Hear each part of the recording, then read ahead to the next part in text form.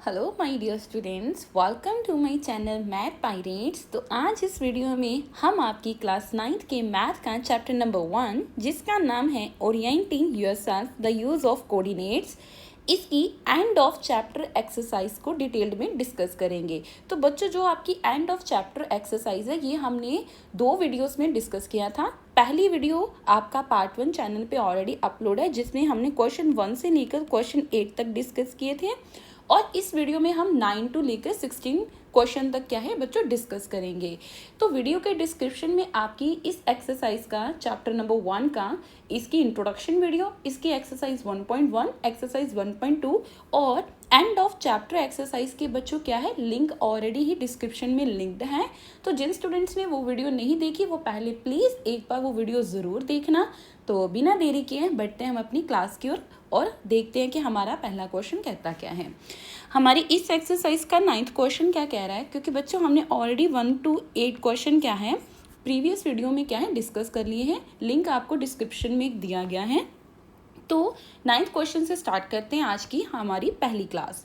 तो 9th question क्या कहता है कि आपका the following table show the coordinate of point S M T.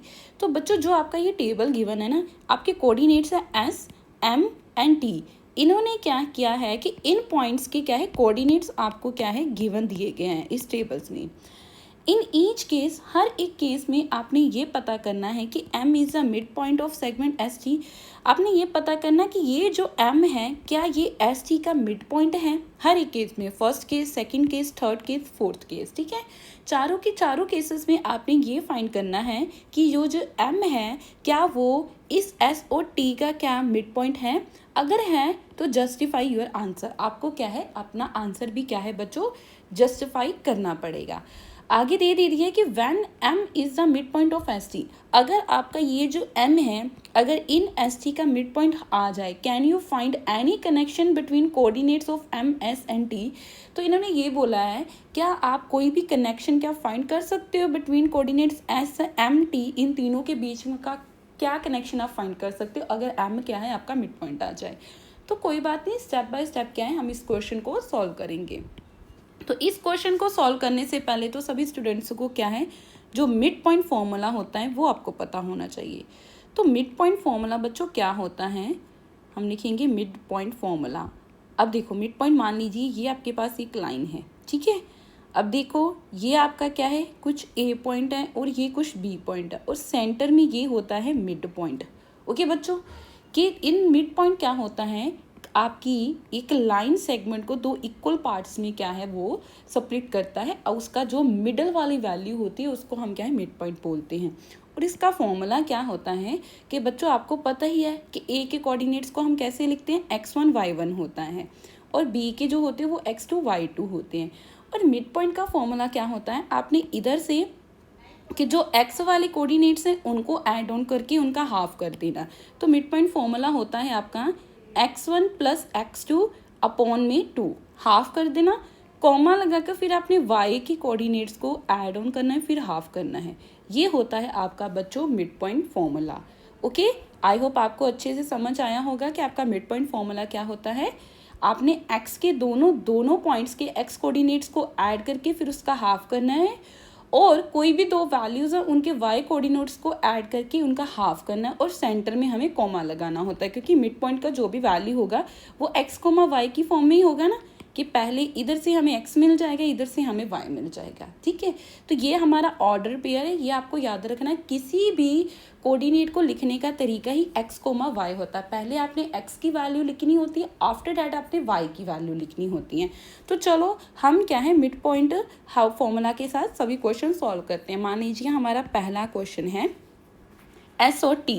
देखिए s और t की क्या है, आप s की वैल्यू लिखो। s के क्या कोऑर्डिनेट्स हैं, -3, 0। ये देखो फर्स्ट केस में s के वैल्यूज़ क्या है -3, 0 और t की क्या है 3, 0 और t की क्या है बच्चों 3, 0 और हमें क्या है मिड पॉइंट चाहिए, हमें मिड पॉइंट चाहिए। तो कैसे मिड पॉइंट पता चलेगा, मिड पॉइंट का फॉर्मूला होता है सेम x1 प्लस x2, मतलब अपने -3 में +3 ऐड करना है, -3 प्लस +3 अपॉन में 2 किया, कोमा लगा के y के कोऑर्डिनेट्स ऐड कर दो, y के है ही दोनों 0, 0 प्लस 0 अपॉन में 2।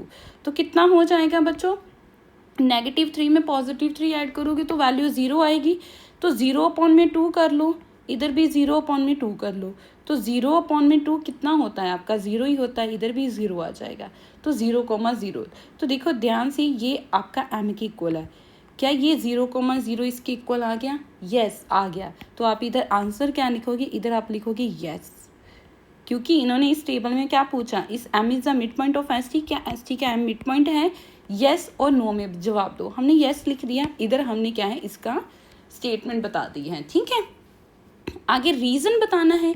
रीज़न हम क्या लिखेंगे, रीज़न हम लिखेंगे by using mid point formula, by mid point formula, क्योंकि हमने क्या है इस केस में मिड पॉइंट फॉर्मूला यूज़ किया है, तो आपने ये वाला रीज़न क्या है इसमें क्लैरिफाई कर देना है। ओके बच्चों, इजी था। ऐसे ही हम सेकंड केस के लिए देखते हैं। सेकंड के क्या पॉइंट्स हैं आपके, एस के है 2,3 और टी के है 3,4 है। ठीक है, ओ सॉरी गलती होगी, और टी के क्या पॉइंट्स है 4,5 है। ध्यान से देखो, मैंने इस मिड पॉइंट के लिख लिया, टी के क्या है 4,5 है। तो चलो इनका मिड पॉइंट देखते हैं। पहले हम क्या करेंगे, 2 और 4 को ऐड डिवाइड बाई 2, फिर 3 और 5 को ऐड डिवाइड बाई 2, तो 2 + 4 अपॉन में 2 और 3 + 5 अपॉन में 2 किया, तो 2 + 4 कितना होता है बच्चों 6 अपॉन में 2, 5 + 3 कितना होता है बच्चों 8 होता है, 8 अपॉन में 2, तो 6/2 कितना हो जाएगा, 2 3 ज़ा 6 और 2 4 ज़ा 8, 3,4। क्या देखो हमारा मिड पॉइंट है, यस हमारा मिड पॉइंट है, तो ये वाली वैल्यू भी इज इक्वल्स टू हमारी m आ गई। इसका भी कारण हम यस लिखेंगे कि यस ये मिड पॉइंट है बाय मिड पॉइंट फॉर्मूला। इसमें भी हमने क्या है बच्चों मिड पॉइंट फॉर्मूला यूज़ किया है बाय मिड पॉइंट फॉर्मूला। आगे हम थर्ड चेक करेंगे, तो थर्ड कौन से कोऑर्डिनेट्स हैं, थर्ड के हैं आपके एस के 0,0 और टी के क्या है 0,-10, 0,-10। ठीक है, तो सबसे पहले हम x1 + x2 करेंगे, x1 भी 0 है, x2 भी 0 है, अपॉन में 2 कर लो। फिर y1, y2 करेंगे, y1 भी 0 है, y2 -10 है, तो 0 प्लस माइनस क्या हो जाएगा बच्चों, माइनस, तो सीधा ही हम -10 लिख लेंगे। ओके, तो ये वाला रिजल्टेंट तो आपके पास बच्चों 0 आ जाएगा। ठीक है, तो ये हो जाएगा -10 अपॉन में 2, -10 अपॉन में 2 करोगे तो क्या आ जाएगा -5, 2 5 ज़ा 10 होता है। क्या मुझे बताओ ये मिड पॉइंट के इक्वल है बच्चों, मिड पॉइंट तो 0,5 है, तो मतलब ये मिड पॉइंट के इक्वल नहीं है, तो इधर आप लिखोगे नो, ये मिड पॉइंट नहीं है। ठीक है, तो इधर रीज़न आप लिखोगे कि बाय मिड पॉइंट फॉर्मूला हमने क्या किया, by mid point formula use किया है, और वैल्यूज़ क्या आ रही है 0,-5 आया, लेकिन हमें रिजल्टेंट में तो पॉजिटिव चाहिए था, इसलिए ये हमारा क्या है मिड पॉइंट नहीं है। तो हम फोर्थ के लिए चेक करेंगे।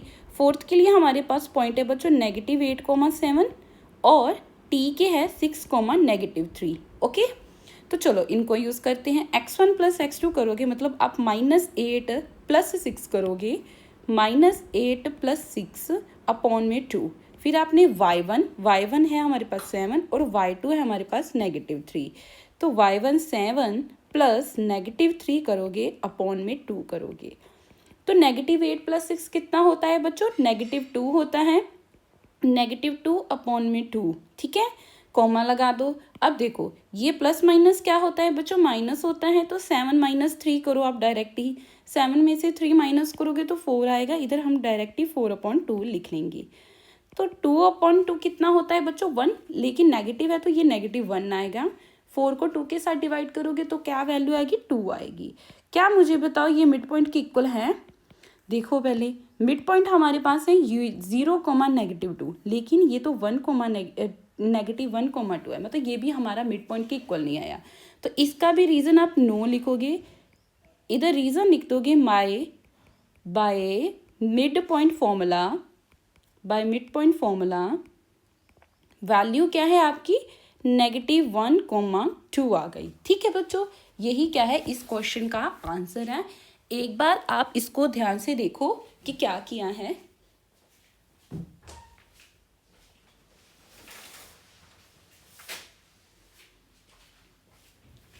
तो देख लिया आपने। अगर किसी भी स्टूडेंट्स का कोई भी क्वेरी होगा ना तो बच्चों वो प्लीज़ मुझे कमेंट सेक्शन में ज़रूर बताना। तो अब करते हैं हम अपना अगला question, 10th question. 10th question क्या कह रहे हैं कि use the connection you found to find the coordinates of B given that M के कोऑर्डिनेट्स दिए is the mid point of A B. इन्होंने क्या बोला, आपने अपना कनेक्शन यूज़ करना है और ये फाउंड करना है find the coordinates of B. आपने क्या है, देखो बी के कोऑर्डिनेट्स क्या है, एक्स कोमा वाई है, मतलब इसकी वैल्यूज़ नहीं हमें पता, हमें बी के कोऑर्डिनेट्स की वैल्यू फाइंड करनी है। ये बोला है और उन्होंने बोला है आपने अपना कोई कनेक्शन यूज़ करना है, ठीक है। और ये गिवन क्या दे दिया कि जो एम है वो ए और बी का मिड पॉइंट है। कहने का क्या मीनिंग है कि मान लीजिए ये आपके पास एक लाइन सेगमेंट है और इन्होंने बोल दिया इधर आपका ए पॉइंट है, ए के कोऑर्डिनेट्स क्या है 3,-4 और बी के कोऑर्डिनेट्स क्या है बच्चों x,y और इधर कहीं m है और m के कोऑर्डिनेट्स हैं -7,1। क्यों है m सेंटर में, क्योंकि m क्या है मिड पॉइंट है, इसीलिए हमने m को a और b के मिड में रखा है। और उन्होंने ये बोला आपने अपना कोई कनेक्शन यूज़ करना है और b के कोऑर्डिनेट्स फाइंड करने हैं। तो बच्चों अगर m मिड पॉइंट है तो हम मिड पॉइंट फॉर्मूला ही यूज़ करेंगे ना। तो चलो हम मिड पॉइंट फॉर्मूला क्या है इस पर यूज़ करते हैं। हम लिखेंगे इधर यूजिंग मिड पॉइंट फॉर्मूला। अब आपको मिड पॉइंट फॉर्मूला तो एज इट इज़ ही लर्न हो चुका होगा, इसको क्रैमिंग करने की ज़रूरत नहीं है। वो क्या होता है, वो होता है x1 + x2 अपॉन में 2 y1 + y2 अपॉन में 2। ये x1 क्या है, ये आपका x1 है, ये आपका y1 है, ये x2 है, ये y2 है। ठीक है बच्चों, ये आपकी वैल्यूज़ होती है। ओके तो चलो हम यूज़ करते हैं m। अब देखो m की वैल्यू मुझे गिवन है -7,1, तो मतलब इधर m की वैल्यू क्या आ जाएगी मेरे पास -7,1 इज इक्वल्स टू। अब देखो x1 की वैल्यू क्या है, x1 की वैल्यू मेरे पास है बच्चों 3 और x2 x ही है, तो मैं सीधा ही लिखूंगी 3 + x अपॉन में 2 कॉमा लगा लिया। अब y1 की वैल्यू मेरे पास -4 है और y2 की वैल्यू y है, तो हम वो ही लिखेंगे -4 + y अपॉन में 2। अब इसको सॉल्व कैसे करना होता है, हमने इसको कंपेयर करना होता है। हमने क्या करना होता है, कंपेयरिंग बोथ वैल्यूज़। कैसे, x को x के साथ और y को y के साथ। अभी बच्चों ध्यान से देखो, आपको पता ही है ये x की वैल्यूज़ हैं क्योंकि हम x, y लिखते हैं ना, और ये y की वैल्यू, तो ये भी x, y, तो ये x की वैल्यू, ये y की वैल्यू। मतलब आपने इस x की वैल्यू को इक्वेट करना है -7 के, ठीक है, और इस y की वैल्यू को इक्वल किसके रखना है, इस y की वैल्यू के साथ, क्योंकि इस इक्वल्स टू साइन है बीच में। तो हम ऐसे क्या करेंगे, हम बीच में एक लाइन लगाएंगे, बीच में क्या करेंगे एक लाइन लगाएंगे और इनकी वैल्यूज़ को क्या है लिखते हैं। लाइन थोड़ी टेढ़ी हो गई है बट कोई बात नहीं। x की वैल्यू है 3 + x अपॉन में 2, किसके इक्वल करोगे, x कोऑर्डिनेट जो कि हमारे पास -7 है। ऐसे ही y की क्या है -4 + y अपॉन में 2, इसको किसके इक्वल करोगे, 1 के इक्वल। ठीक है, इस वैल्यू को हमने इस x कोऑर्डिनेट के इक्वल किया और इस वैल्यू को हमने क्या है इस y के कोऑर्डिनेट के इक्वल किया। ठीक है, ये कोई फॉर्मूला नहीं है, जब बच्चों इक्वेट करना होता है x को कोऑर्डिनेट को x के साथ, y कोऑर्डिनेट्स को y के साथ। ओके तो चलो इनको सॉल्व करते हैं। ये अपॉन में 2 है, ये उधर जाकर आप मल्टीप्लिकेशन करो तो 7 × 2 हो जाएगा, -7 × 2 हो जाएगा। तो कितना आ जाएगा आपका 3 + x, 7 2 = 14, साथ में नेगेटिव साइन है तो -7। ये x इधर ही रहेगा, ये 3 पॉजिटिव का है, उधर जाकर क्या हो जाएगा नेगेटिव का। तो 14 + 3 कितना होता है 17 होता है, लेकिन नेगेटिव साइन है नेगेटिव हो जाएगा, क्योंकि आपको पता ही नेगेटिव क्या होता है बच्चों, पॉजिटिव होता है। मतलब दोनों वैल्यूज़ को ऐड करना होता है, बड़ी वैल्यू के साथ नेगेटिव साइन है तो नेगेटिव साइन हम क्या है लिखेंगे। तो देखो x की वैल्यू तो -17 आ गई। अब y चेक करते हैं, y -4 + y is equals to 2 × 1 हो जाएगा, जब 1 × 2, तो -+4y 2 1 जा 2 हो जाएगा, ये -4 है, उधर जाकर क्या हो जाएगा बच्चों, इज इक्वल्स टू के उधर पॉजिटिव हो जाएगा। बच्चों इज इक्वल्स टू का फंडा मैं बताती हूँ, अगर मान लीजिए कोई चीज़ इधर ऐड हो रही है तो जब इज इक्वल्स टू के इधर जाती है वो चीज़ सब्ट्रैक्ट होती है। अगर मान लीजिए कोई चीज़ नेगेटिव है इधर, तो इधर जाकर वो पॉजिटिव हो जाएगी। अगर कोई वैल्यू इधर मल्टीप्लाई हो रही है इज इक्वल्स टू के उधर जाकर डिवाइड हो जाती है। अगर इज इक्वल्स टू की लेफ्ट हैंड साइड कोई वैल्यू डिवाइड होती है तो उधर जाकर राइट हैंड साइड मल्टीप्लाई हो जाती है। ठीक है, बस यही फंडा है, आपने क्या है इसको अपोजिट कर देना होता है।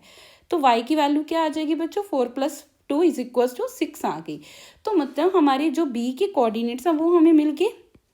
देयरफॉर कोऑर्डिनेट्स ऑफ b आप लिखोगे, देयरफॉर कोऑर्डिनेट्स ऑफ b = क्या आ जाएगी, b की क्या थी x, y, x हमारे पास 17 है, -17, और y हमारे पास 16 आ गया, 6 आ गया सॉरी। x हमारे पास बच्चों क्या था, -17 था, लिख लिया। y हमारे पास 6 था तो हमने क्या है y लिख लिया, क्योंकि b के कोऑर्डिनेट्स क्या थे बच्चों, x, y। तो बहुत ही ईजी क्वेश्चन था। ठीक है, तो चलो करते हैं हम अपने अगला, इसका 11th क्वेश्चन है जो तो 11th क्वेश्चन क्या कहता है कि let P Q be point of trisection of A B. अब ट्राइसेक्शन क्या होता है बच्चों, ट्राइसेक्शन का ध्यान से मीनिंग सुनो। ट्राइसेक्शन होता है आपकी लाइन को 3 इक्वल पार्ट्स में डिवाइड करना। मान लीजिए आपके पास क्या है, ये एक लाइन है, आपके पास ये एक क्या है, एक लाइन है। अब ट्राइसेक्शन क्या करेगा, ट्राइसेक्शन इस लाइन को 3 इक्वल पार्ट्स में डिवाइड करेगा। 3 इक्वल पार्ट्स में मतलब मान लीजिए पहला पॉइंट यहाँ पर है, दूसरा पॉइंट यहाँ पर है, क्योंकि कोने पे तो होगा, और एक इधर होगा और एक इधर होगा। ध्यान से देखो, 3 इक्वल पार्ट्स हो गए। पहला पार्ट ये है, दूसरा पार्ट ये है, और तीसरा पार्ट ये है। ठीक है, ट्राइसेक्शन का यही मीनिंग होता है, किसी लाइन सेगमेंट को 3 इक्वल पार्ट्स में डिवाइड करना होता है। 3 इक्वल पार्ट्स मतलब आपके पास 4 पॉइंट्स आएंगे। ठीक है, 3 इक्वल पार्ट्स तो 4 ही पॉइंट्स आएंगे ना। तो देखो क्या लिखा है, उन्होंने लिखा है कि लेट जो पी क्यू है वो आपके पॉइंट्स हैं ट्राइसेक्शन के ए बी के, मतलब कि ये आपकी लाइन ए बी है और पी क्यू जो है इसके ट्राइसेक्शन के पार्ट है। पी क्यू क्या है, ये जा तो पी होगा या क्यू, ये पी होगा या क्यू। आगे पढ़ते हैं कौन सा पी और क्यू है। विद पी क्लोजर टू ए, ये बता दिया कि जो पी है वो ए के पास है, तो पी को हम इधर लिखेंगे, क्यू को आप इधर लिख लो फिर। ठीक है, एंड क्यू जो है वो बी के पास है, पी जो ए के पास है। यूजिंग योर नॉलेज, आपने अपनी नॉलेज यूज करके फाइंड करना है coordinates of the mid point of segments, मतलब कि आपने पी और क्यू, क्योंकि देखो ध्यान से मिड पॉइंट में ये दोनों ही आ रहे हैं, आपने इन दोनों के कोऑर्डिनेट्स को क्या है फाइंड करना है। How would you find the coordinates of P and Q. आप आगे इन्होंने बोल दिया कि आप कैसे पी और क्यू को क्या है फाइंड करोगे। Do this for case when points are A B के पॉइंट्स आपको गिवन है, मतलब ए के कोऑर्डिनेट्स आपको गिवन है 4,7 और बी के कोऑर्डिनेट्स आपको गिवन है, इधर लिख लेते हैं 16, -2। ठीक है, आपको पी और क्यू के फॉर्मूले चाहिए। तो देखो बच्चों ध्यान से कि जो पी और क्यू है ना के कोऑर्डिनेट्स हम क्या है थ्रू सेक्शन फॉर्मूला से भी पता कर सकते हैं, ईजिली पता कर सकते हैं। लेकिन सेक्शन फॉर्मूला जो है, जिसको हम सेक्शन फॉर्मूला, कि जब ऐसे हम क्या है ट्राइसेक्शन की बात होती है तो उसमें सेक्शन फॉर्मूला यूज़ होता है। लेकिन सेक्शन फॉर्मूला हमारे 9th क्लास के सिलेबस में नहीं है, तो ना ही बुक में दे रखा है। ठीक है, अगर कोई भी टीचर, ध्यान से सुनो बच्चों, अगर कोई भी टीचर आपको इस क्वेश्चन को थ्रू सेक्शन फॉर्मूला करवाएगा ना तो वो गलत हो जाएगा, कि वो पूरी तरह से आपका क्या है बोर्ड एग्जाम गलत करेगा, क्योंकि सेक्शन फॉर्मूला आपके सिलेबस में इंक्लूड नहीं है, ना ही आपकी बुक के जो भी क्वेश्चंस होते हैं ना उसमें सेक्शन फॉर्मूला आपको गिवन होगा। ठीक है, तो सेक्शन फॉर्मूले के लिए अगर कोई भी टीचर आपको सेक्शन फॉर्मूले के थ्रू ये क्वेश्चन कराता है ना तो वो गलत होगा, वो आप क्या है अपनी नोटबुक में नोट डाउन मत करना। अगर सेक्शन फॉर्मूला हमारे सिलेबस में नहीं है तो बच्चों कैसे हम इसको क्या है सॉल्व कर सकते हैं। हमारे सिलेबस में तो मिड पॉइंट ही है, अगर मिड पॉइंट है तो हम मिड पॉइंट फॉर्मूला ही यूज़ करेंगे।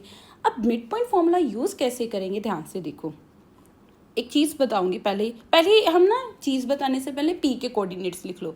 मान लीजिए पी के हम लिख लेते हैं x1 y1 है और क्यू के लिख लेते हैं x2 y2 है। ठीक है, इजी कि हमने पी और क्यू के लिख लिया।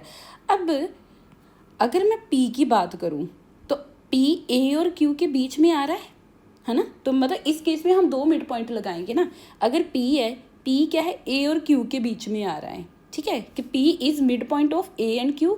और इधर जो Q है वो ध्यान से देखो, वो P और B का मिड पॉइंट है, P और B के बीच में Q मिड पॉइंट है। तो हम दोनों का कंपैरिजन करके क्या है, इस क्वेश्चन को सॉल्व कर सकते हैं। तो चलो पहले लिखते हैं। पहले हम बात करेंगे इस P की, मतलब सिर्फ इतना ही देखो आप, सिर्फ इतना ही, इसको भूल जाओ। तो ध्यान से देखो, इसके अकॉर्डिंग जो P है वो A और Q का मिड पॉइंट है। तो हम लिखेंगे कि लेट Q, लेट करना थोड़ा है कि हमारे पास जो है P is mid point of A Q, P is mid point of A Q, ठीक है। और एक मैं बीच में क्या है लाइन लगा लेती हूँ, और ऐसे ही बीच में हम क्या है एक लाइन लगा लेंगे ताकि दूसरे को भी हम नोट डाउन कर सके। और इधर लिखेंगे हम, अलग पेन से कर लें, इधर ब्लैक से कर लेते हैं। इधर लिखेंगे कि जो Q है, ये जो Q है, इस बॉक्स को देखो, Q क्या है, P और B का मिड पॉइंट है। तो Q is mid point of PB। अब आपको पता चल गया होगा कि हम क्वेश्चन को कैसे करने जा रहे हैं। क्वेश्चन को कैसे लिखेंगे, पहले हम इतना पार्ट सॉल्व करेंगे जहाँ पर हम P क्या है, A और Q का मिड पॉइंट है। फिर हम इतना पार्ट सॉल्व करेंगे जहाँ पर जो Q है वो P और B का मिड पॉइंट है, ठीक है। सबसे पहले हम क्या है इस पार्ट को सॉल्व करेंगे, ठीक है। इन तीनों वैल्यूज़ को क्या है कंपैरिजन करेंगे। ओके बच्चों, तो चलो करते हैं। अगर P आपका मिड पॉइंट है तो हम डायरेक्ट ही, एक बार मैं इधर मिड पॉइंट फॉर्मूला लिख देती हूँ। मिड पॉइंट फॉर्मूला होता है आपका M is equals to, mid point है x1 प्लस x2 अपॉन में 2 coma y1 plus y2 upon में 2 है, ठीक है। तो इधर देखो मिड पॉइंट आपका क्या है, मैं डायरेक्ट लिखूंगी बच्चों, x1 y1 है, इधर ऐसे ही लिखेंगे x1 y1 है। P आपका मिड पॉइंट है ना, उसके कोऑर्डिनेट्स x1 y1 है। तो इन दोनों को ऐड करोगे, अब 4 प्लस x2 ऐड करोगे, ठीक है। 4 प्लस x2 अपॉन में 2 कोमा, फिर क्या है y1 प्लस y2, y1 आपका 7 है और y2 आपका y2 ही है। तो ये आ जाएगा 7 प्लस y2 अपॉन में 2, ठीक है। अब मैं इधर डायरेक्ट लिखूंगी, मैंने x1 को इसके इक्वल लिख लिया, जैसे हमने पीछे किया था। कंपैरिजन करेंगे ना, इसको इसके कंपैरिजन और y वाली वैल्यू को y1 के कंपैरिजन। तो चलो हम राइट डाउन कर लेते हैं। x1 इज इक्वल्स टू, हमारे पास क्या है बच्चों, 4 प्लस x2 अपॉन में 2 है, ठीक है। इसको इक्वेशन नंबर 1 लिख लेंगे। और जो y1 है वो क्या है, y1 है मेरा 7 प्लस y2 अपॉन में 2 है, इसको इक्वेशन नंबर 2 लेट कर लिया, ठीक है। डायरेक्टली लिखेंगे, इधर मैंने रफ में आपको क्या है लिख कर बता दिया है। दोनों वैल्यूज़ को इक्वेट करेंगे। क्यों बच्चे इक्वेट करते हैं, क्योंकि ये भी हमारा एक्स वाई होता है और ये भी हमारा एक्स वाई होता है, ठीक है। हमने एक्स को एक्स के इक्वल ले आना और वाई को वाई के इक्वल क्या है इक्वेट कर देना होता है। ओके, सिमिलरली आप क्यू के लिए भी करोगे। क्यू कहाँ है, ये है पी और बी के बीच का। तो क्यू के क्या है मिड पॉइंट, क्यू के मिड पॉइंट्स क्या है, x2y2 है, x2y2 है।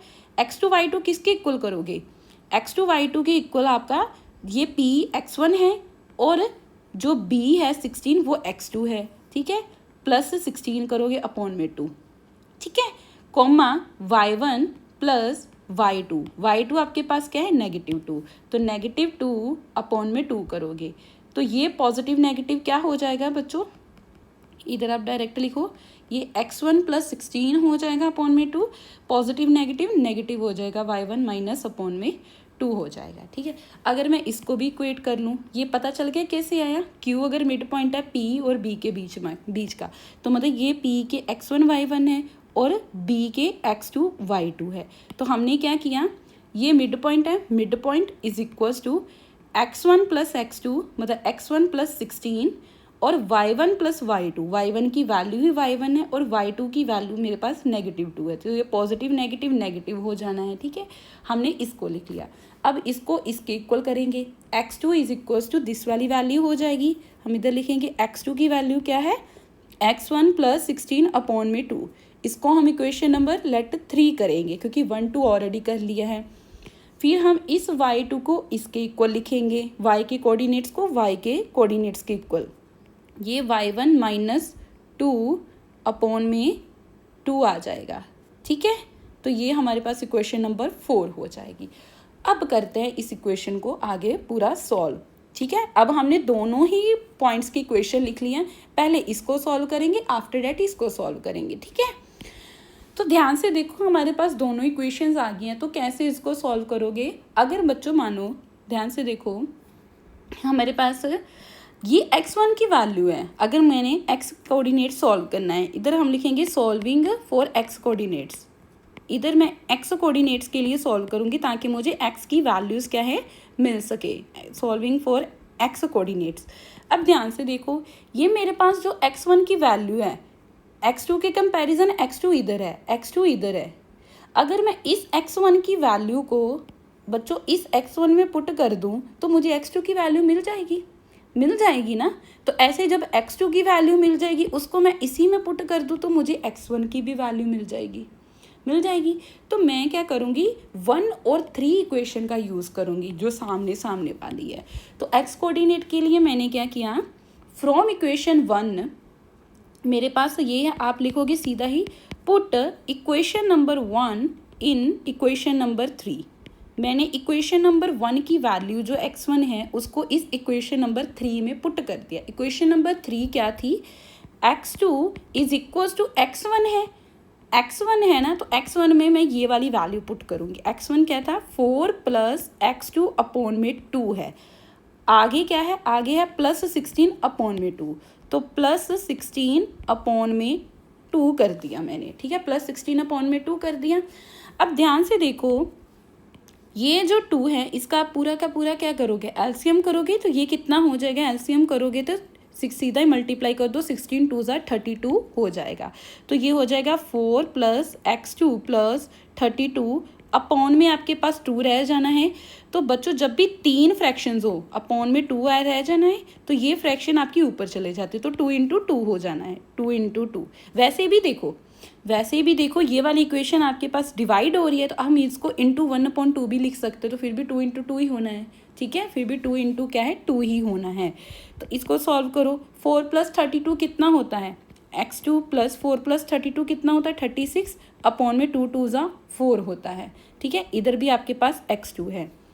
अब इस 4 को इधर ले आओ, क्रॉस मल्टीप्लिकेशन कर दो, तो ये हो जाएगा हमारे पास 4x2 is equals to x2 plus 36 हो गया। ठीक है, x2 इधर ले आओ, ये x2 आप इधर ले आओ, तो ये हो जाएगा 4x2 minus x2 is equals to 36 इधर ही रह गया। 4x2 में से 1x2 माइनस करोगे तो 3x2 इज इक्वल्स टू 36, और x2 की वैल्यू क्या आ गई बच्चों, 36 को 3 के साथ डिवाइड करोगे तो x2 की वैल्यू आपके पास आ जाएगी 3 1 ज़ा 3 3 2 ज़ा 6, x2 की वैल्यू आ गई मेरे पास 12 आ गई। इसको हम इक्वेशन नंबर 1 में अब पुट करेंगे। ठीक है, हम क्या है अब इसको इक्वेशन नंबर 1 में पुट करेंगे ताकि मुझे x1 की वैल्यू भी मिल जाए। तो put in equation number 1, put in equation number 1 में क्या है, x1 is equals to 4 plus x2 मेरे पास 12 है, अपॉन में 2 कर दिया, कितना आ गया 4 प्लस 12 कितना होता है 16 होता है, अपॉन में 2, तो 16 को 2 के साथ डिवाइड करोगे तो 8 आता है। तो बच्चों x1 की मेरी वैल्यू क्या आ गई, मेरी x1 की वैल्यू आ गई 8 आ गई। ओके, ऐसे ही मैं इधर सॉल्व करूँगी y कोऑर्डिनेट्स के लिए, सॉल्विंग फॉर y कोऑर्डिनेट्स। बच्चों छोटा छोटा इसीलिए लिख रही हूँ ताकि इसी स्लाइड में क्या है आपको पूरा क्वेश्चन मिल सके। ठीक है, तो और आपको क्या है अच्छे से समझ आ जाए।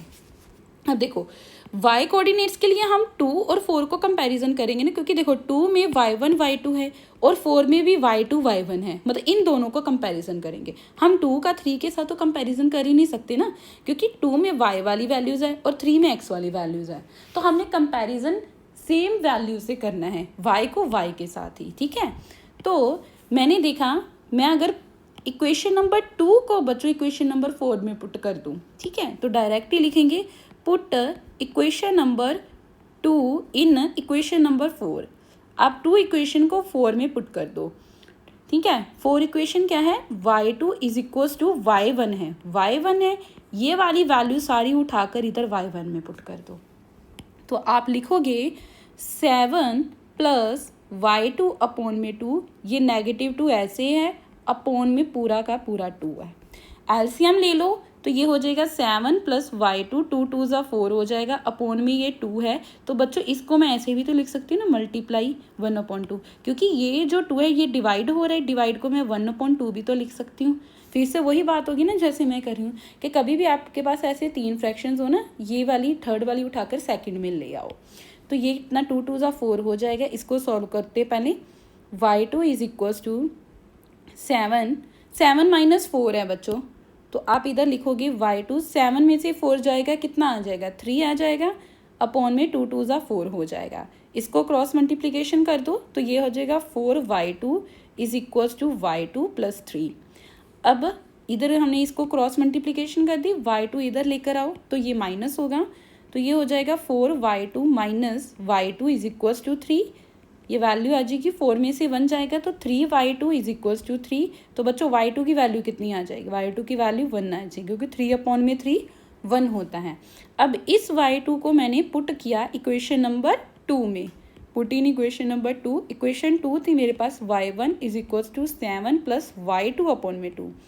y2 की जगह हम पुट करेंगे 1, y1 is equals to 7 plus 1/2। 7 plus 1 कितना होता है बच्चों, 8 होता है। 8/2, 8/2 कितना होता है, 8 को 2 के साथ डिवाइड करोगे तो 4 आता है।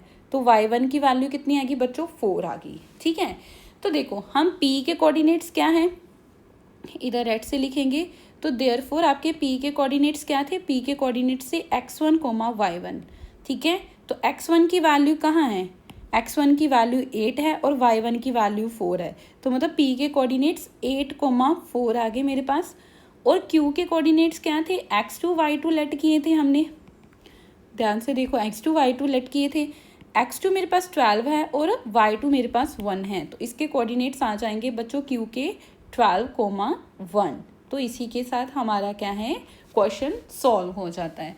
इजी क्वेश्चन था ना। कैसे हमने सॉल्व किया, हमने सॉल्व किया, मिड पॉइंट लगा लिया p और q का। ओके बच्चों, फिर हमने क्या किया, इस p को a और q का मिड पॉइंट लिख लिया और इस q को p और b का मिड पॉइंट लिख लिया, और with the help of formula हमने क्या है, इनकी इक्वेशंस को सेटअप किया और हमारा क्वेश्चन क्या है, सॉल्व हो गया।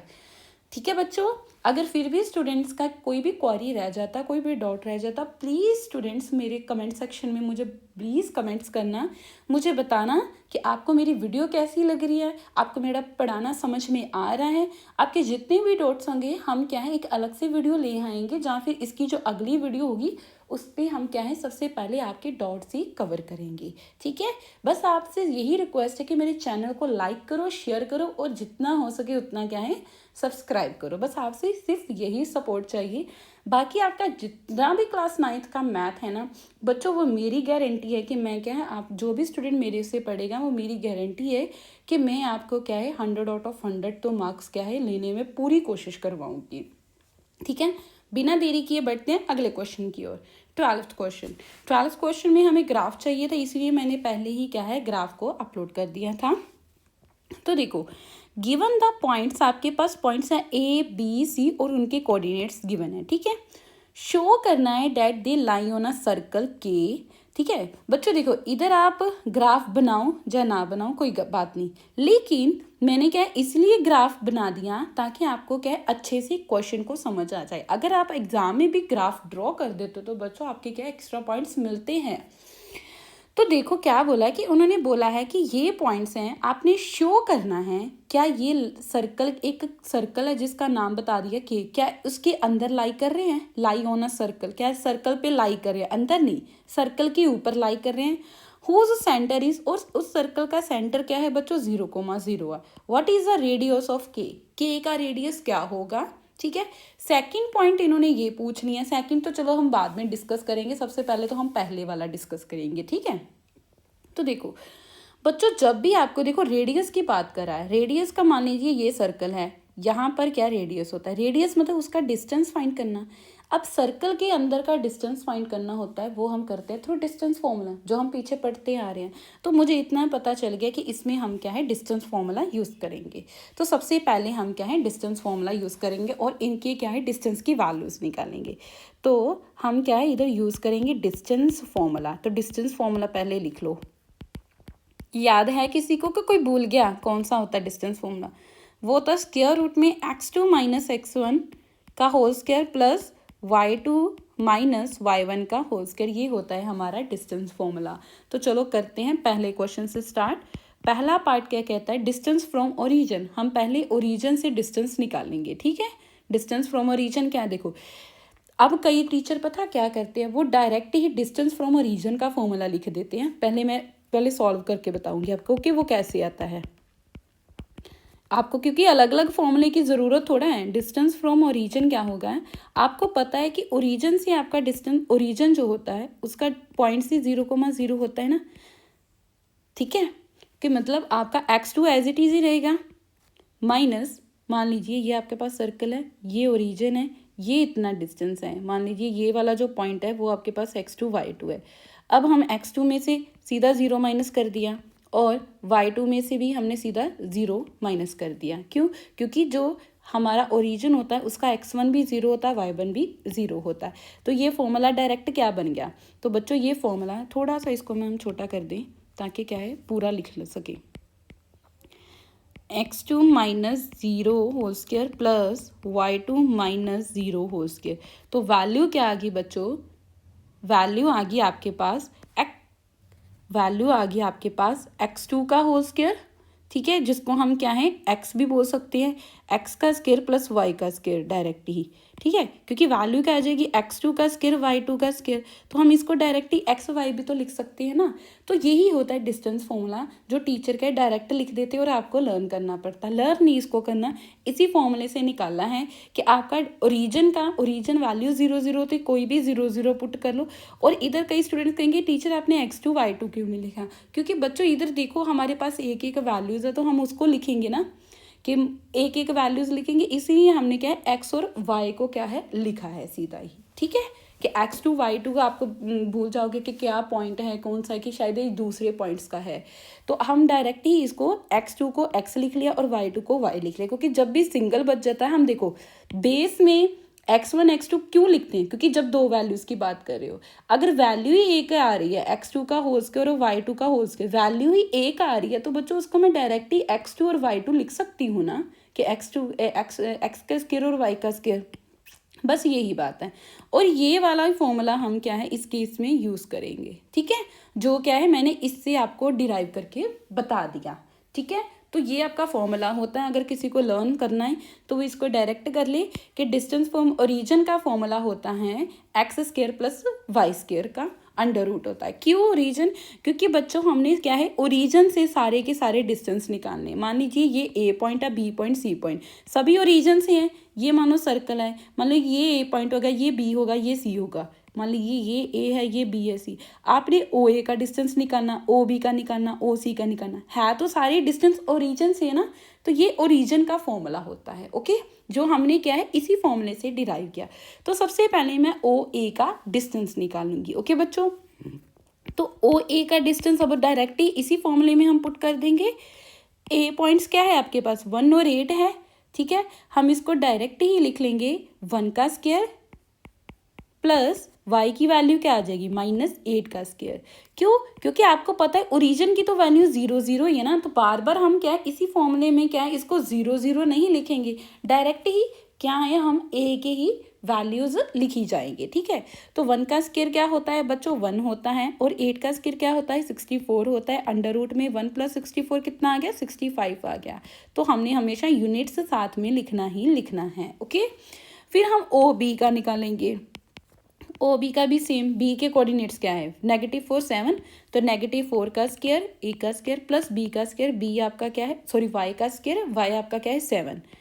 तो 4 का स्क्वायर -4 का स्क्वायर 16 होता है, प्लस 7 का स्क्वायर 49 होता है। तो 16 + 49 ऐड करो 65 आ गया। देखो इसके भी सेम यूनिट्स आगे।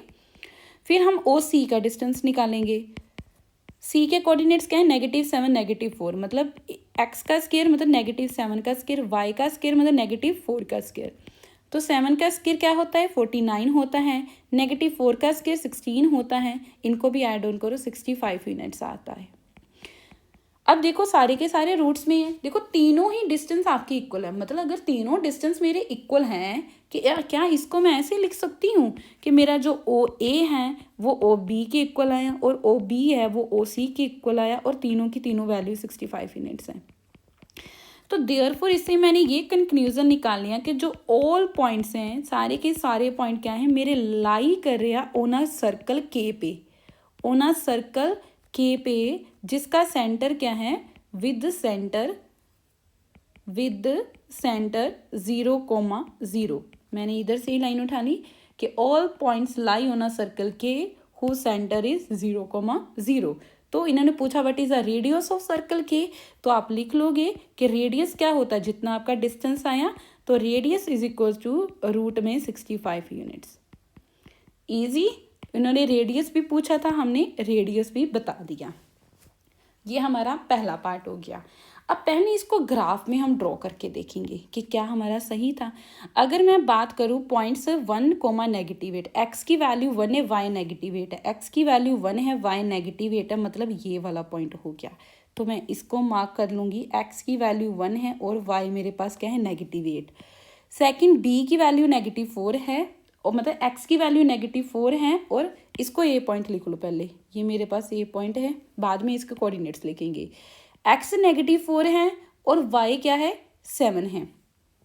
एक्स -4 है और वाई 7 है, मतलब ये पॉइंट हो गया, ये पॉइंट हो गया, मतलब ये पॉइंट मेरे पास क्या है, -4 है और ये 7 है। ये पॉइंट मेरे पास क्या हो गया बच्चों, ये पॉइंट मेरे पास बी हो गया।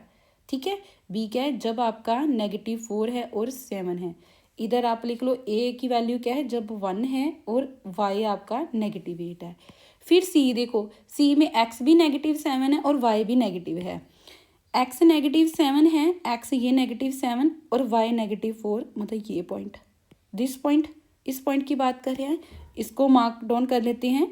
ये पॉइंट आपका क्या है बच्चों, सी पॉइंट है, सी पॉइंट है जब आपका क्या है, एक्स क्या है, -7 है और वाई क्या है आपका, -4 है। इधर आप सी लिखोगे, -7, -4।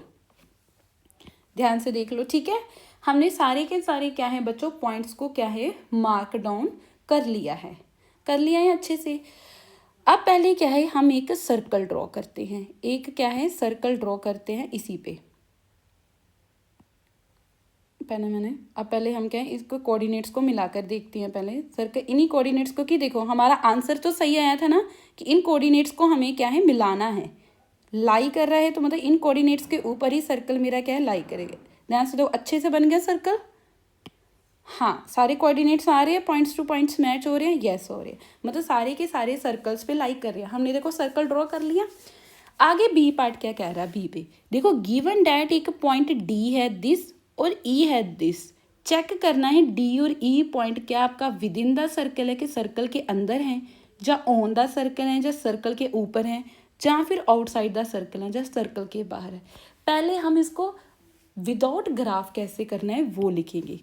सेकंड पार्ट आपको समझ में आ गया ना, तो सेकंड पार्ट को हम विदाउट ग्राफ कैसे करेंगे, देखिए पहले हम सीधा ही ओडी का डिस्टेंस निकालेंगे।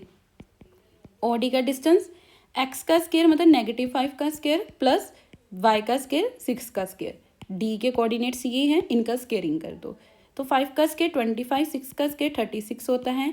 25 36 कितना आता है आपका, आ जाता है बच्चों 61 यूनिट्स। 61 यूनिट्स आ गया। अब हम ओ ई का निकालेंगे, ओ ई का निकालो ध्यान से। अब हम ओ ई का निकालेंगे। ई के पॉइंट्स क्या है, 0,9, मतलब 0 का स्क्वायर और 9 का स्क्वायर। 0 का स्क्वायर तो 0 होता है, 9 का स्क्वायर 81 होता है। तो वैल्यू कितनी आ गई, 81 यूनिट्स। वैल्यू कितनी आ गई बच्चों, 81 यूनिट्स आपकी क्या है, वैल्यू आ गई। अब ध्यान से देखो, जो डी की वैल्यू आई है, जो डी की वैल्यू आई हुई है, वो ये वाली जो वैल्यू है, ध्यान से देखो, 60 जो √65 है वो √61 से बड़ा है, क्योंकि हमारा सेंटर तो यही आ रहा है ना, कि हमारा अगर रेडियस ये है, हमारा रेडियस 65 है, तो हम इसको रेडियस के साथ ही कंपैरिजन करेंगे ना, कि इस ओरिजिन से लेकर ये जो रेडियस है, ये कहीं भी सर्कल का रेडियस है, ये जितना भी रेडियस है, ठीक है, ये सारी की सारी वैल्यू √65 आई है। तो इसको भी तो हम रेडियस के साथ ही कंपैरिजन करेंगे। तो मुझे ये पता चल गया कि रेडियस जो है इससे बड़ा है। अगर ये बड़ा है तो मतलब डी पॉइंट हमारा बाहर लाई करेगा, ठीक है, क्योंकि ये तो 81 जो है, अब देखो 81 जो है उसको मैं लिख सकती हूँ कि ये 61 से छोटी है, 65 जो है 81 से छोटा है। कि मतलब जो आपका 81 है इस वैल्यू से बड़ा है, रेडियस से बड़ा है, मतलब ये क्या है आपका सर्कल के बाहर लाई करेगा। ये अगर छोटा है तो मतलब ये सर्कल के अंदर लाई करेगा। आप इसको लिखोगे इनसाइड सर्कल, ये सर्कल के इनसाइड, क्योंकि अगर कोई वैल्यू छोटी हो तो वो अंदर लाई करेगी, अगर कोई वैल्यू बड़ी हो तो वो बाहर लाई करेगी, वो आउटसाइड द सर्कल क्या है लाई करेगी। तो हम पहले क्या है इनके पॉइंट्स लिख लेते हैं, ध्यान से देखिए। डी के पॉइंट्स क्या है -5,6 के, एक्स की वैल्यू आपकी -5 है और वाई की वैल्यू आपकी +6 है, मतलब यहाँ पर लाई करता है ये पॉइंट। तो इसको मार्क डाउन कर लो, एक्स की वैल्यू -5 है और वाई की वैल्यू 6 है, ये देखो। तो डी ध्यान से देखो अंदर ही लाई किया, डी आपका सर्कल के अंदर ही लाई कर रहा है, तो यही हमने प्रूव कर दिया था। डी हमारा अंदर के लाई कर रहा है, क्यों, हमने देखा कि √61 65 से छोटा है, मतलब वो सर्कल के अंदर लाई करेगा। अब इधर देखो √81 65 से क्लियरली देखो बड़ा है, तो मतलब वो सर्कल के बाहर लाई करेगा। चेक कर लेते हैं, ई आपका क्या है, एक्स आपका 0 y 9 है, एक्स आपका 0 y 9 है, मतलब ये पॉइंट आपका ई है, मतलब दिस पॉइंट आपका क्या है ई पॉइंट है। और ये तो बच्चों क्या है सर्कल के बाहर ही लाई कर रहा है ना। तो ध्यान से देखो, with the help of graph भी हमारा क्वेश्चन सही हो गया। आप ऐसे एग्जाम में करोगे, ग्राफ भी सॉल्व करोगे, ठीक है, तो आपको क्या है फुल मार्क्स क्या है बच्चों मिलते हैं। इजी बच्चों, तो हमारा क्या है 12th क्वेश्चन भी कंप्लीट हो गया है। अब बढ़ते हैं हम 13th क्वेश्चन की ओर।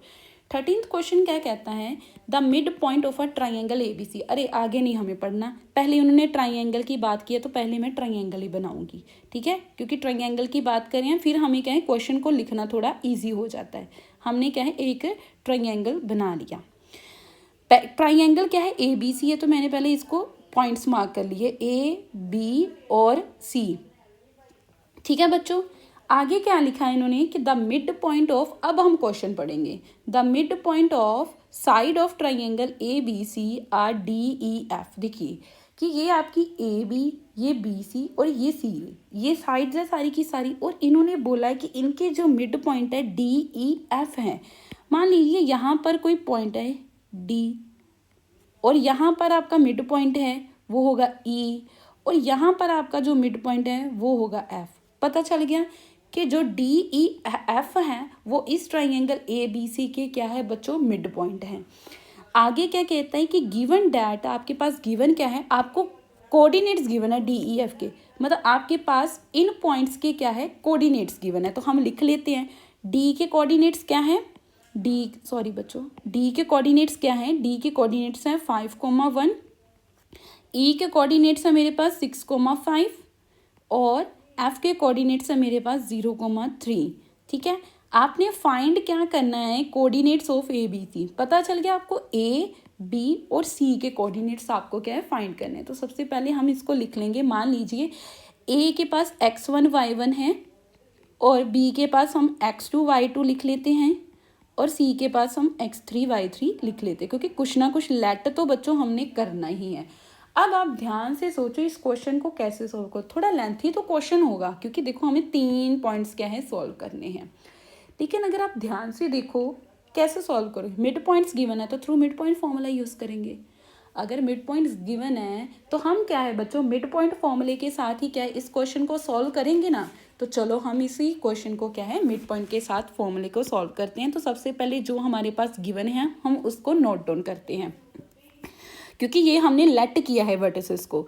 तो सबसे पहले हम लेट करेंगे कि जो वर्टिसेस हैं, let the vertices of triangle ABC, जो ट्राइंगल हमारे पास ABC हैं उसके वर्टिसेस क्या होंगे B।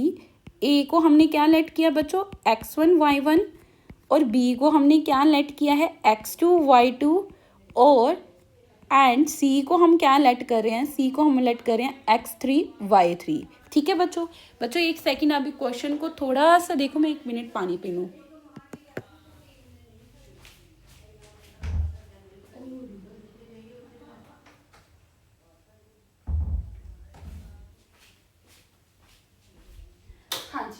ओके, कहाँ थे हम यहाँ थे कि हमने ए बी और सी के वर्टिसेस को क्या है लेट डाउन कर लिया कि हमने, क्योंकि लिखना भी तो है, हमने ट्राइंगल ड्रॉ किया तो सबसे पहले हम जो लेट करते हैं उसको हमें लिखना क्या है बच्चों ज़रूरी होता है। ठीक है, तो हमने, और हमारे पास गिवन क्या है वो भी हम लिखेंगे। हमारे पास गिवन मिड पॉइंट थे, हमें गिवन थे मिड पॉइंट्स किसके, डी ई और एफ के। गिवन हमारे पास मिड पॉइंट्स थे, डी के क्या थे बच्चों 5,1, ई के क्या थे हमारे पास 6,5 एंड एफ के हमारे पास क्या थे, एफ के थे हमारे पास 0,3। ठीक है, तो सबसे पहले मैं किसको सॉल्व करूँगी, सबसे पहले हम लिखेंगे कि जो डी है, पहले इस लाइन को सॉल्व करेंगे। ठीक है, डी क्या है, ए और बी का मिड पॉइंट है, पहले मैं डी को सॉल्व करूँगी, अलग अलग पेन से कर लेंगे ताकि क्या है आपको अच्छे से पता चल जाए। तो डी क्या है, D is mid point of A B, D is midpoint of AB, so using midpoint formula, so आप क्या करोगे, यूज़ करोगे midpoint फॉर्मूले को। so using midpoint formula हम इसको लिखेंगे कैसे, midpoint फॉर्मूले के साथ।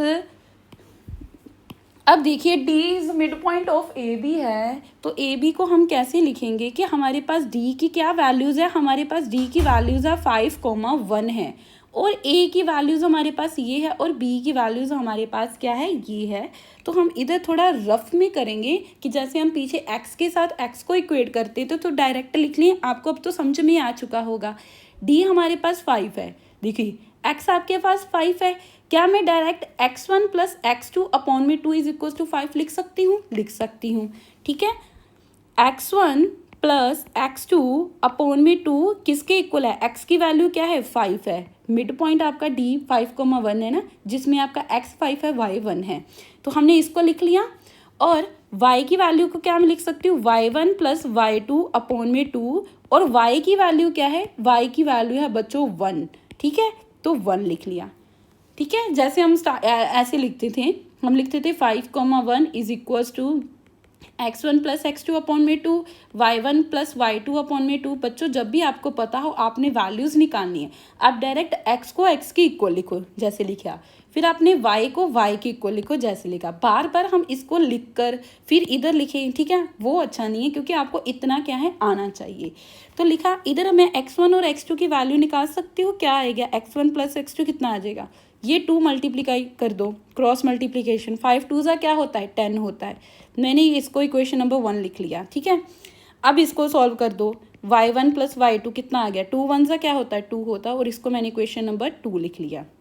नहीं, इससे आगे तो हम नहीं कर सकते ना, क्योंकि अगर मुझे x1 और x2 की वैल्यू पता चल जाए तो मैं क्या है इनकी वैल्यूज़ क्या लिख सकती हूँ। ठीक है, अभी हमारे पास x1 x2 की वैल्यू हम फाइंड ही नहीं कर सकते, क्योंकि अगर मुझे एक और वैल्यू मिल जाए कि x1 की या x2 की, तब मैं इसमें पुट करके फाइंड कर सकती हूँ। तो मैंने d का लिख लिया, अब हम e का लिखेंगे, जितना जितना लिख सकते उतना उतना हम क्या है इसका लिखेंगे।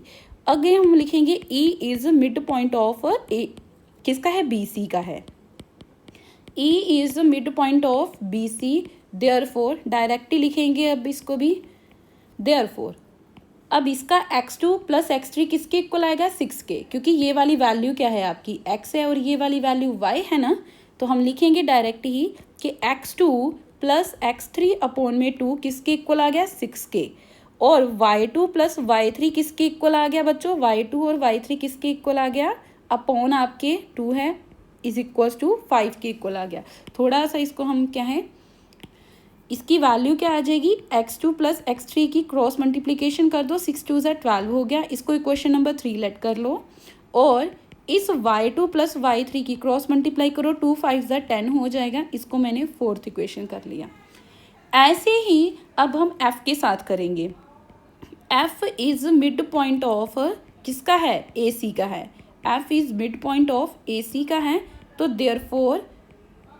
देयरफॉर डायरेक्ट लिखो आप फिर से, x1 प्लस x3 किसके इक्वल आएगा, 0 के इक्वल आ जाएगा, तो आप लिखोगे x1 प्लस x3 अपॉन में 2 इज इक्वल्स टू 0 है, और y1 प्लस y3 अपॉन में 2 किसके इक्वल है, 3 के इक्वल है। तो इसको x1 plus x3 2 into 0 0, cross multiplication करो, इधर भी करो, y1 plus y3 is equals to 2 3 ज़ा 6, इसको इक्वेशन नंबर 5 लेट कर लो, इसको इक्वेशन नंबर 6 लेट कर लो।